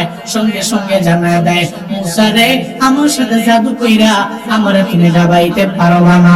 মুসা নবী আরো রাগান্বিত হয়ে গেলেন। মুসা নবী বললেন এই জমিন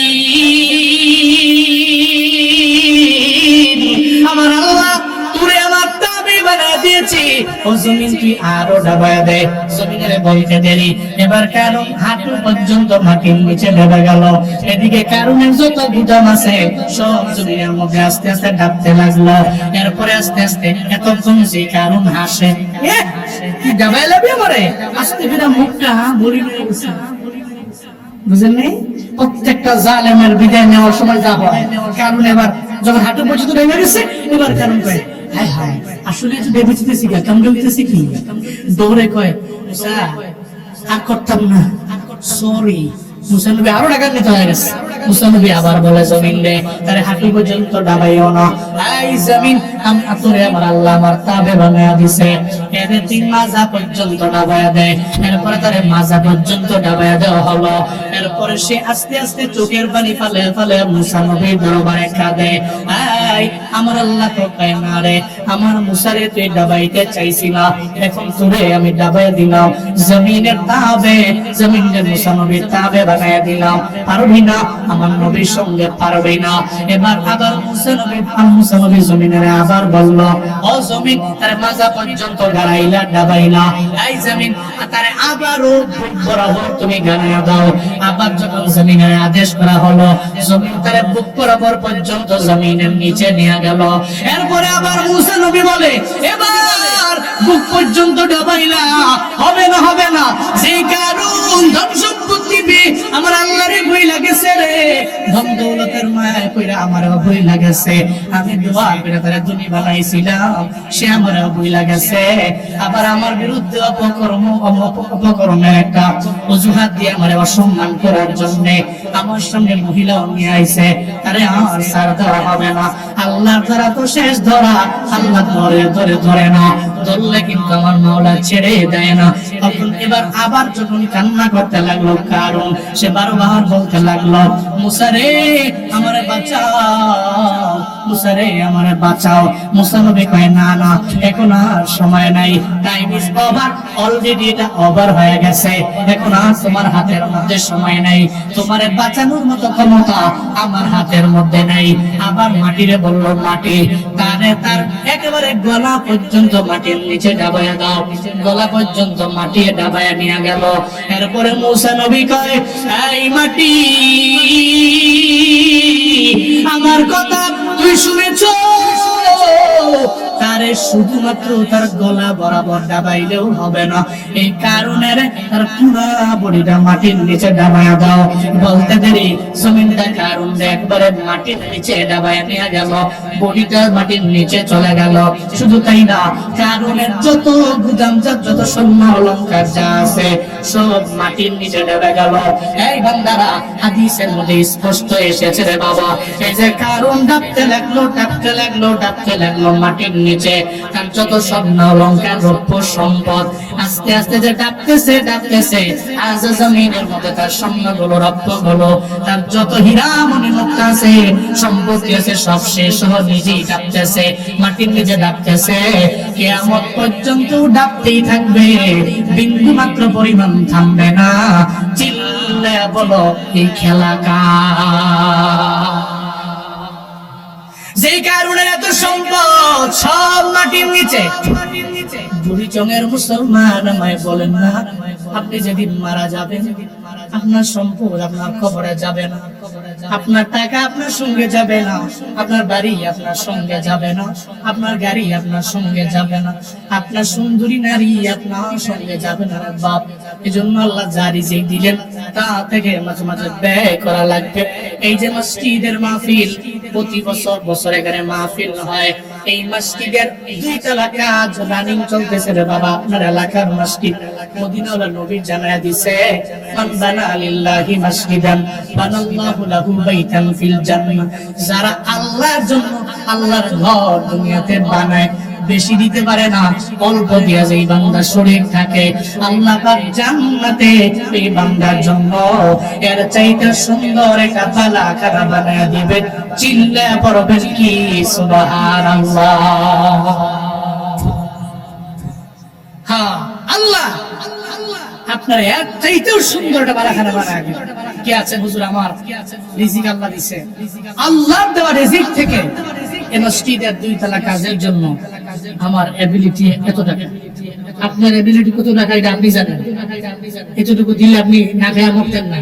এই মিয়া, ইনকামের ভাগ যদি 3টা করেন, 1 ভাগ ফিউচারের জন্য, আর একটা ভাগ দান করে দিবেন, আর একটা ভাগ আপনার পরিবারে খরচ করবেন। এই নিয়ত কইরা কি আছে হুজুর, আমার আব্বা নাই আমার আম্মা নাই, পরিবারের নামে এই মসজিদের কাজের জন্য রবের ঘর বানাইতে যায়, আগেও দিছি, এই বছর আমি দিব। 1 নম্বরে কি আছেন, কে সেই আস-সাখী হাবিবুল্লাহ, কে সেই আল্লাহর বন্ধু দানশীল, আমি তারা দেখতে চাই। 1 নম্বরে কি আছেন, কে 1 নম্বরে দেখে আসেন, কে 1 নম্বরে দেখে আসেন।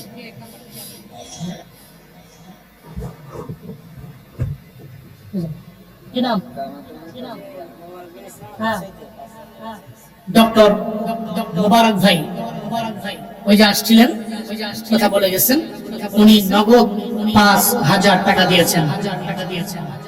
জোরে কোন মারহাবা, আরো জোরে মারহাবা, লিল্লাহি তাকবীর, লিল্লাহি তাকবীর। আল্লাহ পাক ডক্টর মোবারক সাহেবের দানকে কবুল করেন, মঞ্জুর করেন। আল্লাহ এই দানকে ওসিলা করে ওনার মনের সমস্ত নেক বাসনা পূরণ করে দেন। সকলে পড়েন আমিন, সকলে পড়েন আমিন। কাউসার সাহেব, জনাব মোহাম্মদ কাউসার সাহেব, উনি নগদ দিয়ে গেছে 10,000 টাকা। মারহাবা জোরে কয় না? আল্লাহ তুমি কবুল করে নাও, মঞ্জুর করে নাও। আল্লাহ এই দানকে ওসিলা করে ওনার মনের সমস্ত নেক বাসনা পূরণ করে দাও। মিজান চেয়ারম্যান এটা কাউসার দিয়েছে, আল্লাহ কবুল মঞ্জুর করে। সকলে পড়ি আমিন, সকলে পড়ি আমিন। জি কত? বাহাদুর মেম্বার সাহেব, উনি নগদ দিয়েছেন 2,000 টাকা। কোন মারহাবা, আল্লাহ পাক কবুল মঞ্জুর করে। সকলে পড়ি আমিন। টাকা দেউকার না দোক, তবারুক আছে, দোয়া দিয়ে তবারুক হয়ে পড়া যাবে না, যে নসিবে থাকে ইনশাআল্লাহ। হ্যাঁ, খরচের টাকাটা নিতেছে না, কাজের টাকাটা আমরা শুধু মসজিদে সিমেন্ট বালি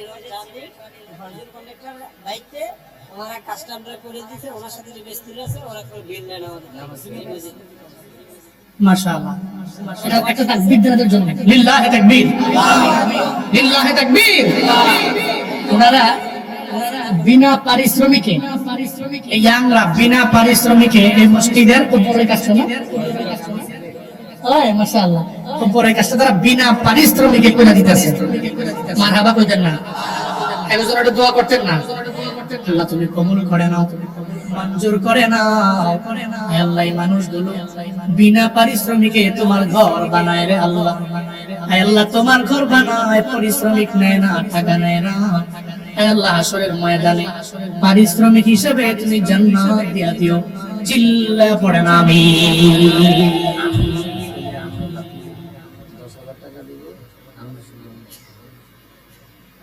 আমগো ভাই গো বাতিজা, আমগো বাতিজা আমির হোসেনের ছেলে, কি নাম? শরীফ সাহেব। উনি বিদেশে আছে, প্রবাসী। উনি দিবে 10,000 টাকা।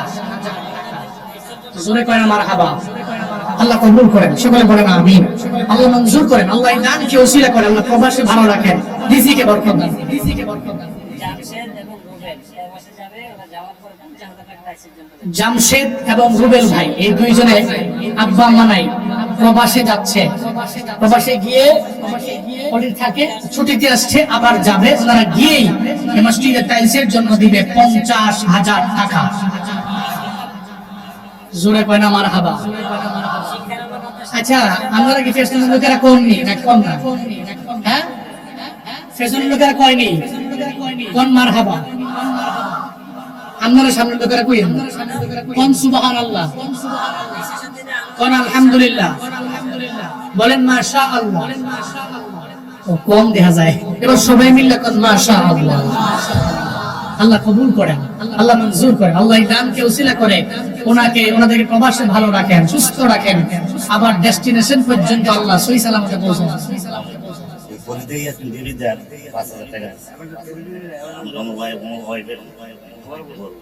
মাশাআল্লাহ। ফরিদা ইয়াসমিন সাহেবা, উনি নগদ দিয়েছেন 5,000 টাকা মসজিদের উন্নয়নের জন্য। উনি নগদ পাঠ দিয়েছেন 5,000 টাকা। আল্লাহ পাক কবুল মঞ্জুর করেন, সকলে পড়েন আমিন।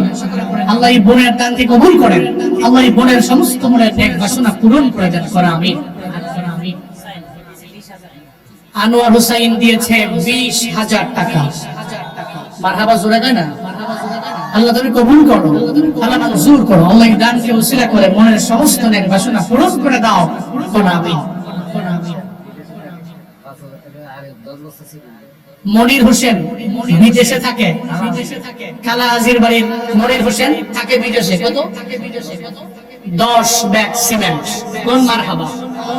আল্লাহ পাক ওনার দানকে কবুল করেন, মঞ্জুর করেন, কোন আমিন। এরপর কি আছেন? এই সামন থেকে এতগুলা মানুষকে ওয়াজ শোনাইলাম, কানে শোনাইলাম। এতগুলা মানুষ যদি 500 করে টাকা দেয়, কিন্তু বহুত টাকা।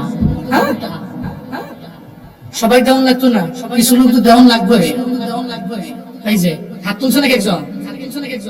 আচ্ছা, হাতে করে ভুলে আগে দিছে মনে হয়। এতগুলা মানুষের ভিড়ে মসজিদের কাজে একটু শরীক হবেন আল্লাহ দেওয়া রিজিক থেকে।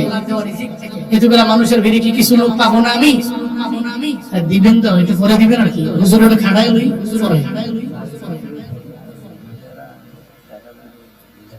বাড়ির ভিতরে মহিলারা আছে মাহফিলের শোনার জন্য, প্রজেক্টরও আছে, মহিলারা বয়ান শুনতেছে। আমার মা বোনেরা, আপনাদের তো ডানের হাত অনেক বড়, যদি এমন বড় না কিন্তু মন থেকে করে, বুঝলেন? কারণ এরা তো কামাই করে না, ওই স্বামী সন্তান এরপরে জিয়ের জামাইয়ে যা দিয়ে যায় তা একটু জুগায় ঢুকে ডিম ঘুমা বেচ্চা মুরগি টুরগি বেচ্চা যা পায় জুগায় এগুলি দেয়। আমি মা বোনেরা দেখবো ডিমের বেচার মোটর দাম আছে বাজার, আবার এখন বেচেও তো না। গ্রামে যতবার আমি আইছি একবার মুরগির ডিম আমি কিনবো পাই না। আর এটা কি, যেই এলাকায় যাই গ্রামে কি আমরা এখন ডিম বেশি না খাইয়ালাই ডিম পাপ সব বলে খালি খাইয়ালাই। আম্মা, আমার আম্মারা বোনেরা, আপনারা আপনাদের বিলেতে অনুষ্ঠানে পাঠিয়ে দিয়ে আপনারা খাস করে দোয়া, আপনারা দোয়া করতেন না? করতেন না ইনশাআল্লাহ? আল্লাহ মা বোনদের কবুল করেন।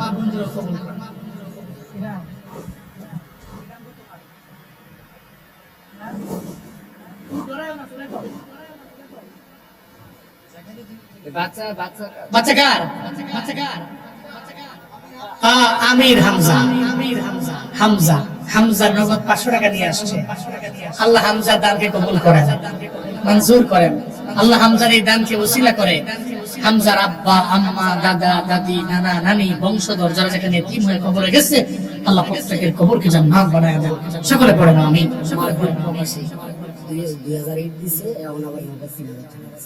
মালদ্বীপ প্রবাসী, পলাশ, মালদ্বীপের লোকদের মনে আছে তো? মালদ্বীপ প্রবাসী, হ্যাঁ, এরা টাকা পয়সা ভালো কামায়। হ্যাঁ, ভালোই।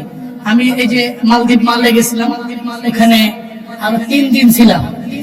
3 দিনে এক বেলা বাইরে খেতে দেন এরা, জোর কইরা। এক রাতে 3 বার খাওয়াইছে, জোর কইরা। 3 দিন থাকবেন না, এক রাতে 3 বার খাওয়ানো। ওর বাড়ি আবার ছিল কুমিল্লা সদরে। একবার খাওয়াইছে হোটেলে নিয়ে, আর একবার 12টা বাজে হোটেল থেকে আমরা টাইম নিয়ে বের কইরা দ্বীপের পার আমাদের মাছ খাওয়ানো করে নিয়ে খাওয়াইছে। আবার সময় বছর আগে আবার খাওয়াইছে। এক বেলা আমি আলহামদুলিল্লাহ কিনা কিছু খাইতে পারি না। কোথায়? মালদ্বীপ প্রবাস। কি নাম ছিল? পলাশ। আগে দিছি কত? আগে দিছে 2000 টাকা কত? এখন নগদ 3000। আল্লাহ কবুল করেন, মানে আমিন। আল্লাহ এই দানকে ওসিলা করে মনের সমস্ত নেক বাসনা পূরণ করে দেন, করেন আমিন।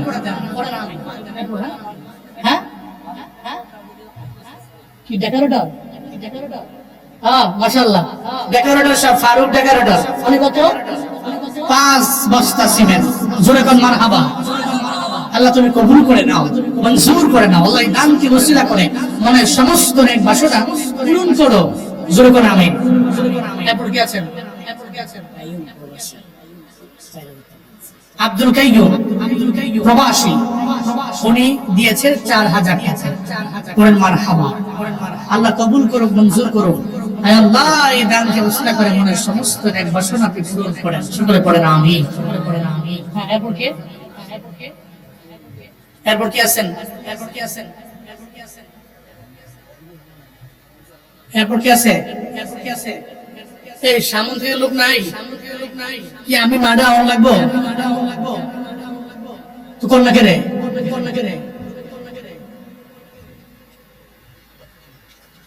কইবেন তো বুঝি। আবার আপনারাই দিয়েছেন এই সুন্দর মসজিদ। কেমনে গেছে না? আপনারাই দিচ্ছেন। আল্লাহ কবুল করেন। কি নাম? শামসুল হক। উনি নগদ দিয়েছেন 500 টাকা। আল্লাহ কবুল করেন, মঞ্জুর করেন। আল্লাহ এই দানকে ওসিলা করে মনের সমস্ত নেক বাসনা পূরণ করে দেন। সকলে কোন আমিন। এই পড়ে গেছে।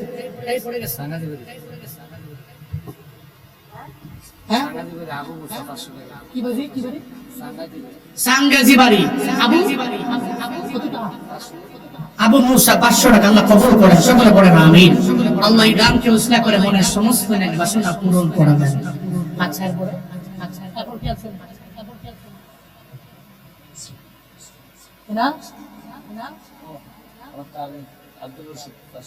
আমরা তালুই নেই, তালুই ওনার তালুই দিয়েছে নগদ 500 টাকা আল্লাহ কবুল করেন, সকলে পড়েন আমিন। আল্লাহ এই দানকে উসিলা করে পড়েন সমস্ত নেক বাসনা পূরণ করে দেন। নাম বলতে উনি নাম বলা লাগবে না, উনি দিয়ে গেছে নগদ 1000 টাকা। প্রবাসী হয়তো ছুটিতে আসছে, আল্লাহ কবুল করেন। আল্লাহ এই দানকে উসিলা করে আবার ডেস্টিনেশন পর্যন্ত আল্লাহ পৌঁছায় দেন। আল্লাহ সালাম আমাদের নিরাপদে রাখেন, পড়েন আমিন। জি এরপর কে? যে এরকম হাইটে আইয়া দিলেও তো ভালো, প্রত্যেকটা কদমে সওয়াব। আল্লাহ ফেরেশতারে কয় ও হাঁটতাছে করে কই যায়, কয় ও জান্নাতের দিকে আগায়। সুবহানাল্লাহ পড়ে না। এই মিয়া আপনি টাকা নিয়ে হাঁটতেছেন, মনে হইতেছে আপনি মাটিতে, কিন্তু আপনার কি দামি, আপনি তো রবের বন্ধু হয়ে গেছেন। সাখী হাবিবুল্লাহ, দানশীল আল্লাহর বন্ধু। নবীজির কথা, দানশীল কার বন্ধু? আল্লাহর বন্ধু। আসলে কি জাকির সওদাগর নগদ দিছে 500 টাকা, আল্লাহ কবুল মঞ্জুর করেন, সকলে পড়েন আমিন। জি জি প্রবাসী অলিউল্লাহ, উনি 10 ব্যাগ সিমেন্ট। আলহামদুলিল্লাহ কয় না? কেউ ফেটে ক্ষুধা লেগে গেছে? হ্যাঁ আচ্ছা, ক্ষুধা লাগলে অসুবিধা নেই তো, খাউন একটু করে আছে পেটারে কোন যে আছে, পেটারে কইলে তো সারে আছে একটু করে জুড়ে কোন মারহাবা, কোন মাশাআল্লাহ। আল্লাহ ওনার দানকে তুমি কবুল করো, মঞ্জুর করো। আল্লাহ এই দানকে ওসিলা করে মনের সমস্ত নেক বাসনা তুমি পূরণ করে দাও, পড়েন আমিন।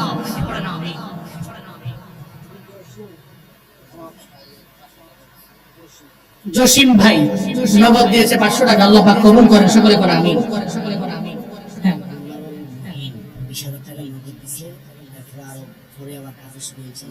দিবে। মোল্লাবাড়ির মহিন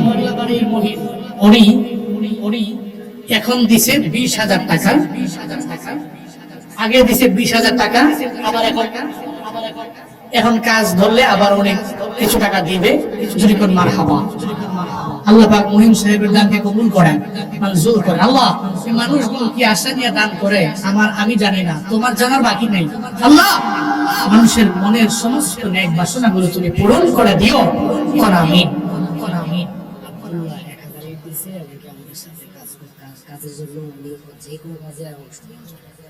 মোহাম্মদ আব্দুল্লাহ উনি দিয়েছে 1000 ইট, ভবিষ্যতে আরো দিবে এবং কাজে কর্মে সবসময় পাশে পাওয়া যায়।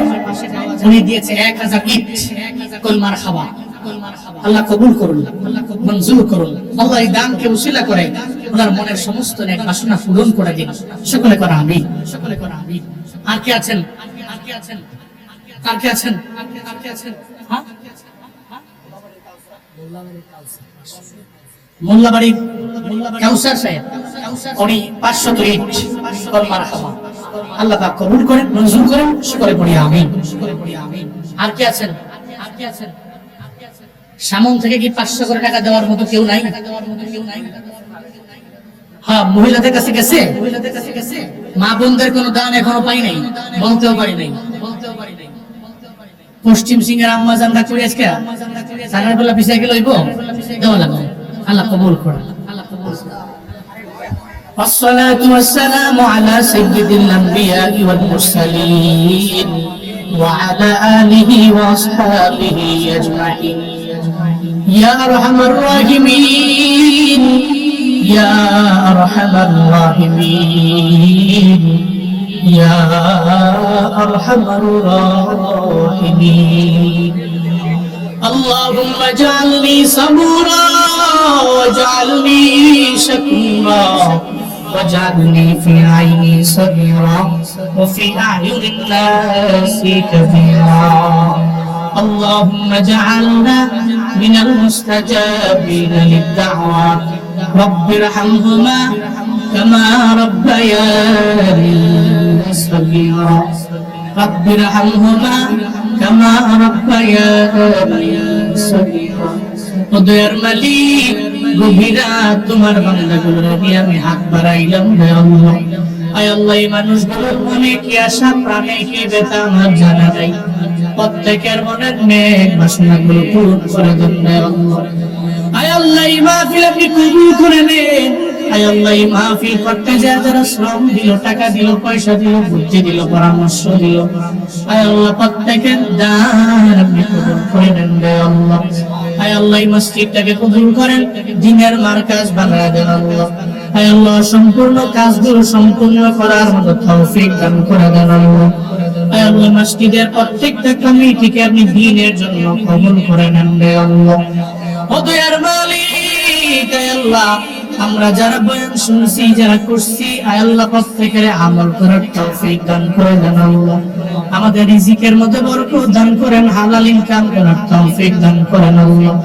হালাল খাইয়া আপনারা বেশি বেশি টাকার তৌফিক দান করেন আল্লাহ। আয় আল্লাহ, ফকির বাড়ির মকবুল করিম অসুস্থ, আয় আল্লাহ সুস্থতার মালিক আপনি সুস্থতার নিয়ামত দান করেন আল্লাহ। আয় আল্লাহ, এই এলাকার মধ্যে যারা সুস্থতার নিয়ামত দান করেন আল্লাহ। হসপিটালের বেডে যারা শায়িত, আয় আল্লাহ দুনিয়ার ডাক্তার চিকিৎসা করবে, ভালো করার মালিক আপনি আল্লাহ। আয় আল্লাহ, প্রত্যেককে আপনি সিহতে আফিয়াত আজলা কামিলা নসিব করে দেন হে আল্লাহ। কত মা বোনেরা হাত বাড়াইলেন, মা বোনদেরও কবুল করে নেন, মা বোনদের আবেদা বানায় দেন, জাহেদা বানায় দেন, মুসল্লিয়া বানায় দেন, মুজাক্কিয়া বানায় দেন আল্লাহ। রাবিয়া মুসলিম মুতওয়ালিয়া বানায় দেন আল্লাহ। আয় আল্লাহ, এই এলাকার মাটির নিচের কবরের আযাব মাফ করে দেন। এই এলাকার মাটির উপরে কোনো গজব দিয়েন না রে আল্লাহ। এই এলাকা আপনার হাতে দিয়ে গেলাম, জিম্মাদার হয়ে যান রে আল্লাহ। আয় আল্লাহ, সভাপতি সাহেবের ভাই হাজী ইদ্রিস মিয়া অসুস্থ, দোয়া চাইলেন, সুস্থতার নিয়ামত দান করে দেন আল্লাহ। আয় আল্লাহ, আমাদের প্রত্যেককে সুস্থ অবস্থায় আপনার আমল করার তৌফিক দান করেন আল্লাহ। আপনার আদেশ মাইনা জিন্দেগি গঠন করার তৌফিক দান করেন আল্লাহ। আমি গুনাহগারের কথা শোনার পরে যারা দান করেছে প্রত্যেকের দানগুলো কবুল করে নেন। আয় আল্লাহ, আপনার খাস বান্দা আপনি বানায় দেন আল্লাহ। আয় আল্লাহ, রমজান পর্যন্ত যে প্রোগ্রাম সুস্থতার সহিত আপনি রমজান যাওয়ার তৌফিক দান করেন আল্লাহ। অ্যাক্সিডেন্টের হাত থেকে বাঁচিয়ে রাখেন আয় আল্লাহ। আপনি মাহবুবে মায়ার নজরে তাকায়া দিয়েন আল্লাহ। আয় আল্লাহ, জামাই মাসুদ বিল্লাহ অসুস্থ, সুস্থতার নিয়ামত দান করেন আল্লাহ। আয় আল্লাহ, আমাদের প্রত্যেককে নামাজি বানায় দেন, রোজাদার বানায় দেন, নেক আমল করনেওয়ালা বানায় দেন, আপনার খাস বান্দা আপনি বানায় দেন আল্লাহ। ربنا تقبل دعاءنا بوسيلة النبي صلى الله عليه وسلم وصلى الله تعالى على خير خلقه وعلى آله وأصحابه أجمعين آمين آمين آمين وارحمنا معهم وارحمنا معهم واجعل آخر كلامنا عند الموت لا إله إلا الله محمد رسول الله. السلام عليكم ورحمة الله وبركاته.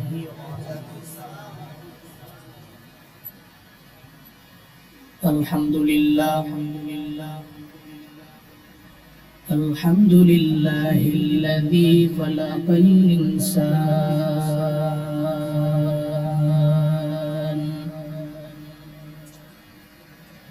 وكرم وعلمه من البيان ما لم يعلم فسبحان الذي لا يحصى امتنانه باللسان ولا بالقلم ونشهد أن لا إله إلا الله وحده لا شريك له لا ضد له ولا ند له ولا مثل له ونشهد أن سيدنا وسندنا وحبيب ربنا وطبيبنا وطبيب قلوبنا ومولانا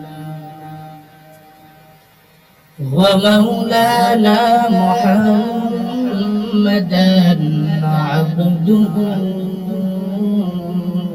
ورسوله صلى الله تعالى عليه وعلى آله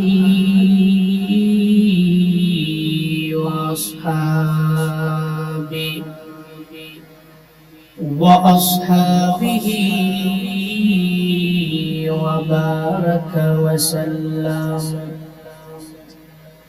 وبارك وسلم تسليما كثيرا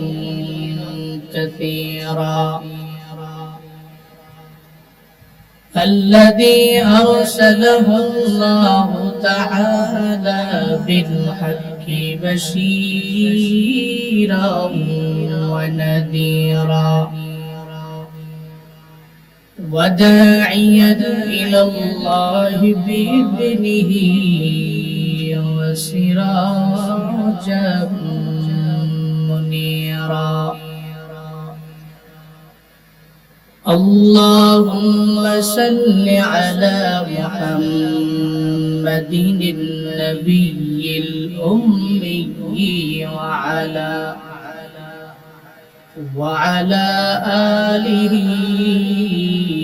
وسلم تسليما وبعد فأعوذ بالله من الشيطان الرجيم بسم الله الرحمن الرحيم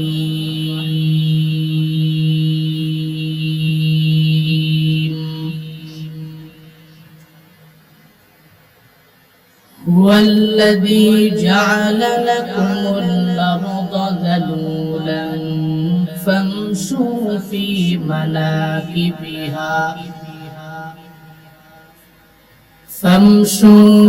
مناكبها وكلوا من رزقه وإليه النشور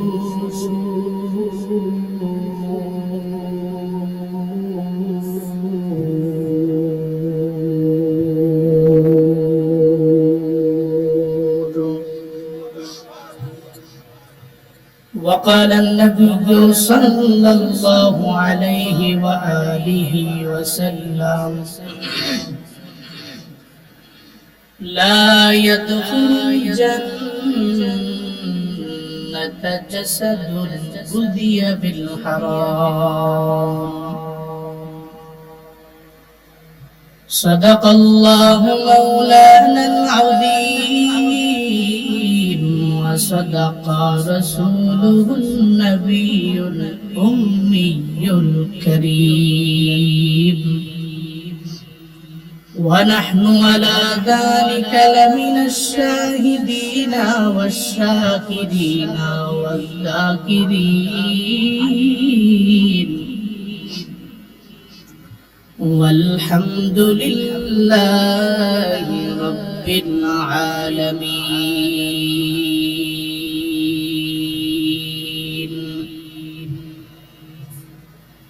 سبحانك لا علم لنا إلا ما علمتنا إنك أنت العليم الحكيم رب اشرح لي صدري ويسر لي أمري واحلل عقدة من لساني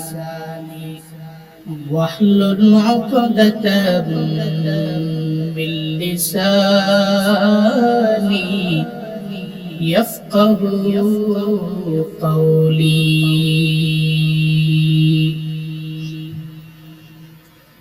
ربي زدني علما ربي زدني علما ربي زدني علما ربي يسر ولا تعسر وتمم علينا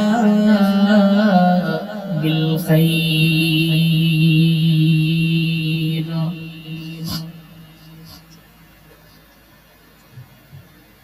दुनिया की सदाकत में तेरा नाम रहेगा दुनिया की सदाकत में तेरा नाम रहेगा सिद्दीक तेरा नाम से इस्लाम रहेगा सिद्दीक तेरा नाम से इस्लाम रहेगा दुनिया की अदालत में तेरा नाम रहेगा दुनिया की अदालत में तेरा नाम रहेगा फारूक तेरा नाम से इस्लाम रहेगा फारूक तेरा नाम से इस्लाम रहेगा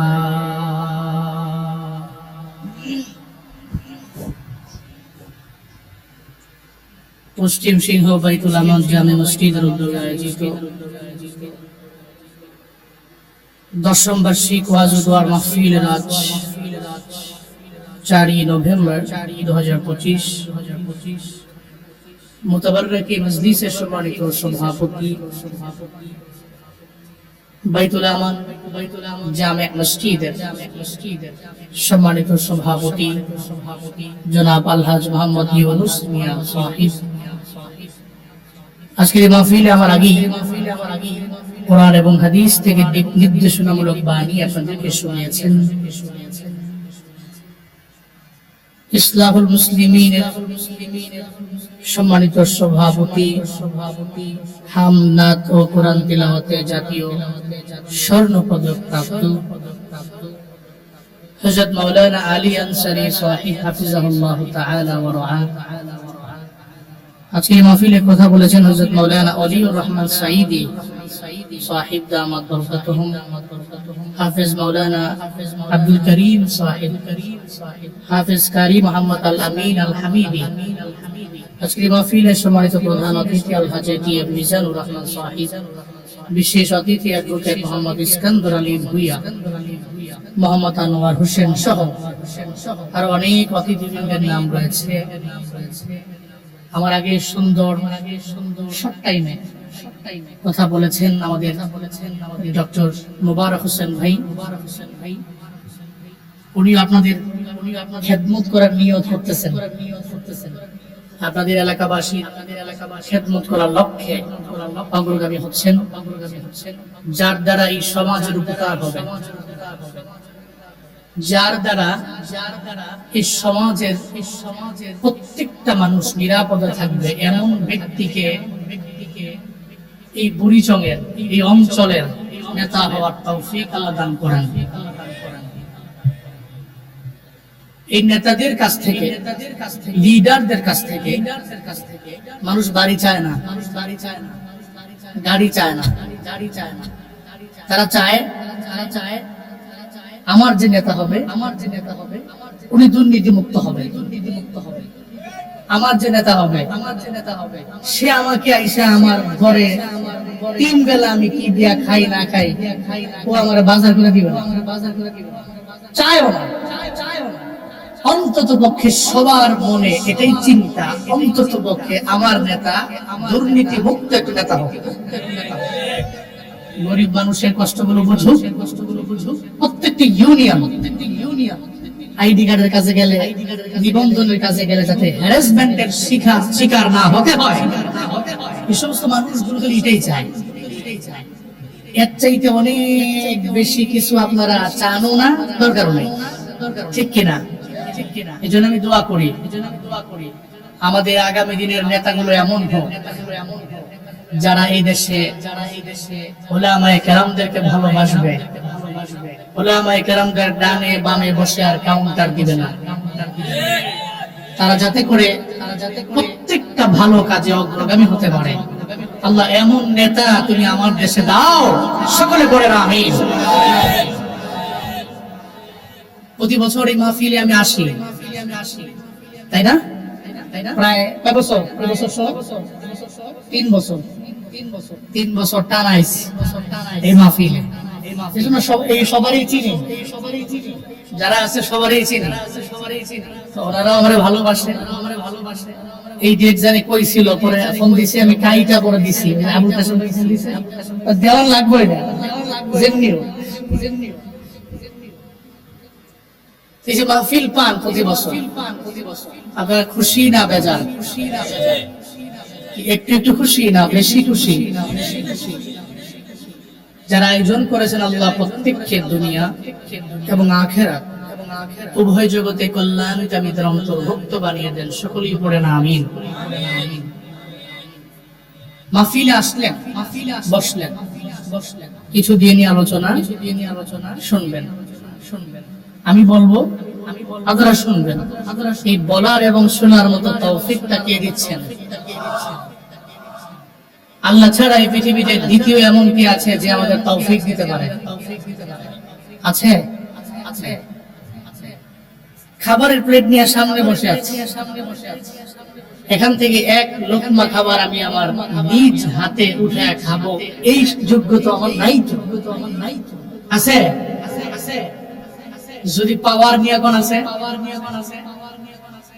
তাহলে হসপিটালের বেডে দেখেন না, শুয়ে আছে উনি, ওনার ডান দিক থেকে একজনে কয় খান না, বাম দিকে কয় আপনার জন্য কত দামি খাবার নিয়ে আসছি, ধরেন খান। সামন দিক দিয়ে মাথার দিকে আইসা আরেকজনে কয় এটা হচ্ছে ইম্পোর্টেড ফোর্স, আপনার জন্য নিয়ে আসছি থাইল্যান্ড থেকে, মালয়েশিয়া থেকে, সামনে হ্যাঁ পায়ের বরাবর আরেকজনে কয় খান না, খালি খায় না, খায় না, আমি খাইতে পারতেছি না, ওরা খালি আমার খালি খায় না। কেউ যাইবেন গা? আচ্ছা আইয়েন, যে হাইস দিছে আউন নে আইছে দোকান ডাউন খুলছি না, বাকি দেন।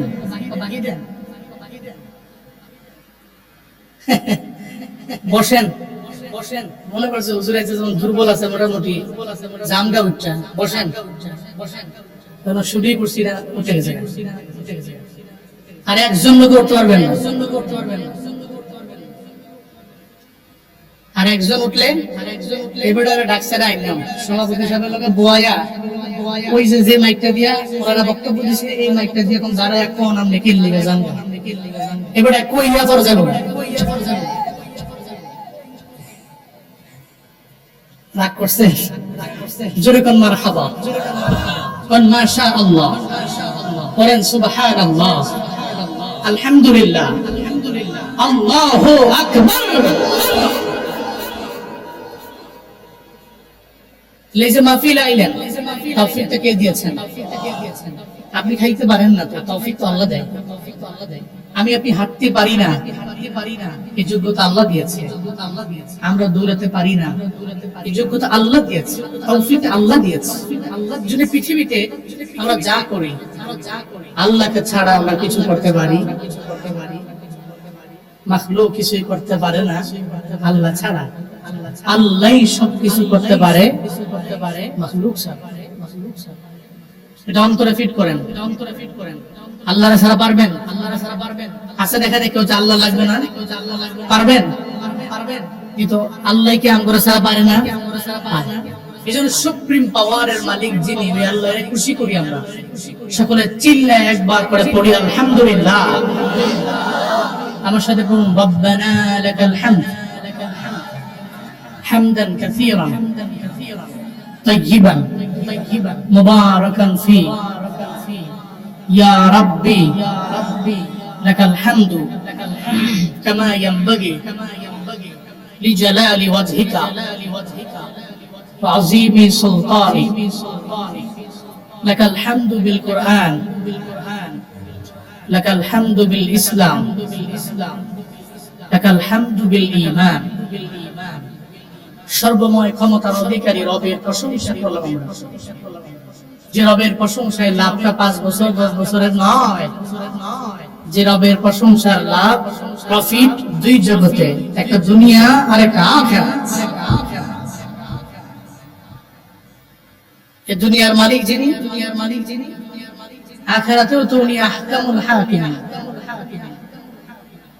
উনি যদি আমার সব হয়, উনি আমার রব, আর উনি যদি আমার সব হয়, তাহলে দুনিয়াতে আমার পাওয়ার বেড়ে গেল, আখিরাতেও তো আমি বেলা হিসাব জান্নাত। কারণ আমার রব তো উনি, উনি তো আমার সব, উনি তো আমার গার্ডিয়ান, উনি আমার অভিভাবক, উনি আমার মাওলা, আনতা মাওলানা, আনতা মাওলানা। উনি যদি আমার সব হয়, তাহলে কি লাগে? মান লাহুল মাওলা ফালাহুল কুল। সাহাবায়ে কেরামরা যুদ্ধের ময়দানে যেতেন এই মিশন নিয়ে, আল্লাহ আমার রব, ওই রব আমার সব। আল্লাহ আমার রব, এই রবি আমার সব। আল্লাহ আমার রব, এই রবি আমার সব। দমে দমে তনু মনে তারি অনুভব। আপনারা মনে জীবনে কোনো নাই গান, তাহলে সবাই জবান বন্ধ করছে, সবাই বলতে আল্লাহ আমার রব, এই রবি আমার সব। আল্লাহ আমার রব, দমে দমে তনু মনে তারি অনুভব। দমে দমে তনু মনে তারি অনুভব। আল্লাহ আমার রব, এই রবি আমার সব। আল্লাহ আমার রব, তোমার দুনিয়াতে আমি যেদিকে তাকাই, অথই নিয়ামতে ডুবে আছি সবাই। তোমার দুনিয়াতে আমি যেদিকে তাকাই, অথই নিয়ামতে ডুবে আছি সবাই। পাক পাখালির গানে শুনি তসবিহ কলরব, তসবিহ কলরব। আল্লাহ আমার রব, কন্যা আল্লাহ আমার রব, এই রবি আমার সব। আল্লাহ আমার রব, তোমার মদদ পেলে আমি আর না কিছু চাই। তোমার প্রেমের আমি কি দিয়ে নিভাই। তোমার মদদ পেলে আমি আর না কিছু চাই। তোমার প্রেমের আমি কি দিয়ে নিভাই। যার হয়েছো তুমি তার নেই কো পরাভব, নেই কো পরাভব। আল্লাহ আমার রব, এই রবি আমার সব। আল্লাহ আমার রব, দমে দমে তনু মনে তারি অনুভব। দমে দমে তনু মনে তারি অনুভব। আল্লাহ আমার রব, এই রবি আমার সব। আল্লাহ আমার রব, এই রবি আমার সব। বলেন মারহাবা। আল্লাহ আমার রব, উনি আমার সব। আল্লাহ ইজ আওয়ার এভরিথিং। এটা ভিতরে ঢুকান, এটা ঢুকে চলেন। আমরা মুখে বলি, অন্তরে লালন করি। জানি তো রব আছে, উনি আমার সব, কিন্তু জানার পরেও মাঝে মাঝে আমরা বিপদে পড়লে আল্লাহকে ভুলে যাই।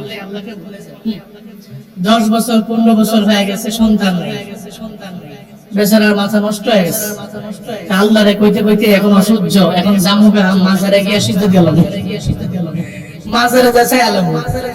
আমার প্রোগ্রাম ছিল গত অক্টোবরের 14 না 15 তারিখে মেবি, কিশোরগঞ্জের অষ্টগ্রামে। নিজের চোখে দেখছি কিছু মানুষগুলো মাজারের মধ্যে সিজদা নিয়ে রয়েছে, ফজরের নামাজে নিজের চোখ। আমি বললাম কি কি নিয়মিত চলে? নিয়মিত চলে। করে কি এমন এক অন্ধ সমাজ, মানে এই জাহালাত, এমন সোসাইটি বাংলাদেশে এখনো আছে। আমি দেখে অবাক হয়ে গেছি। মানে এমন কোন বানোয়াট কিছু নাই এরা করে না। ক্লিয়ার? মানে ওরা কি বুঝাইলো? আল্লাহর চাইতে ওর মাজারওয়ালার পাওয়ার বেশি। রবের কুদরতি পায়ে সিজদা বাদ দিয়া ও মাজারে যায় সিজদা দিয়ে পড়ে আছে। এই মিয়া মাজারে যাবেন জিয়ারতের উদ্দেশ্যে যান, অসুবিধা নেই, কিন্তু অনেকে তো সিজদা দেওয়া যাবে না। স্পষ্ট শিরক। পৃথিবীর যত গুনাহ আছে আল্লাহ মাফ করলেও আল্লাহ শিরকের গুনাহ মাফ করে। এজন্য আল্লাহ আমার রব, উনি আমার সব। এটা মৌখিক নয়, অন্তরেও লালন করতে হবে। আল্লাহ তৌফিক দান করেন। জোরে পড়েন আমিন। আমি খুতবায় সূরাতুল মুলকের 15 নম্বর আয়াতে কারিমা তিলাওয়াত করেছি। সূরাতুল মুলক আয়াত নাম্বার 15 তিলাওয়াত করেছি খুতবায়। আল্লাহ যে আয়াতে এই পৃথিবীর মানুষের সমস্ত মানুষের রিজিকের ব্যাপারে বলেছেন। কিসের ব্যাপারে? রিজিক। রাত্রে বেলা খায়া যে আইলেন, কে খাওয়াইছেন? এখান থেকে গিয়ে ফজরের নামাজের পরে সকালবেলা যে নাস্তা করবেন, কে খাওয়াবেন? আল্লাহ তো রাজ্জাক। আল্লাহ কি? রাজ্জাক। এটার পরিচয়। هو الذي جعل لكم الأرض ذلولا فامشوا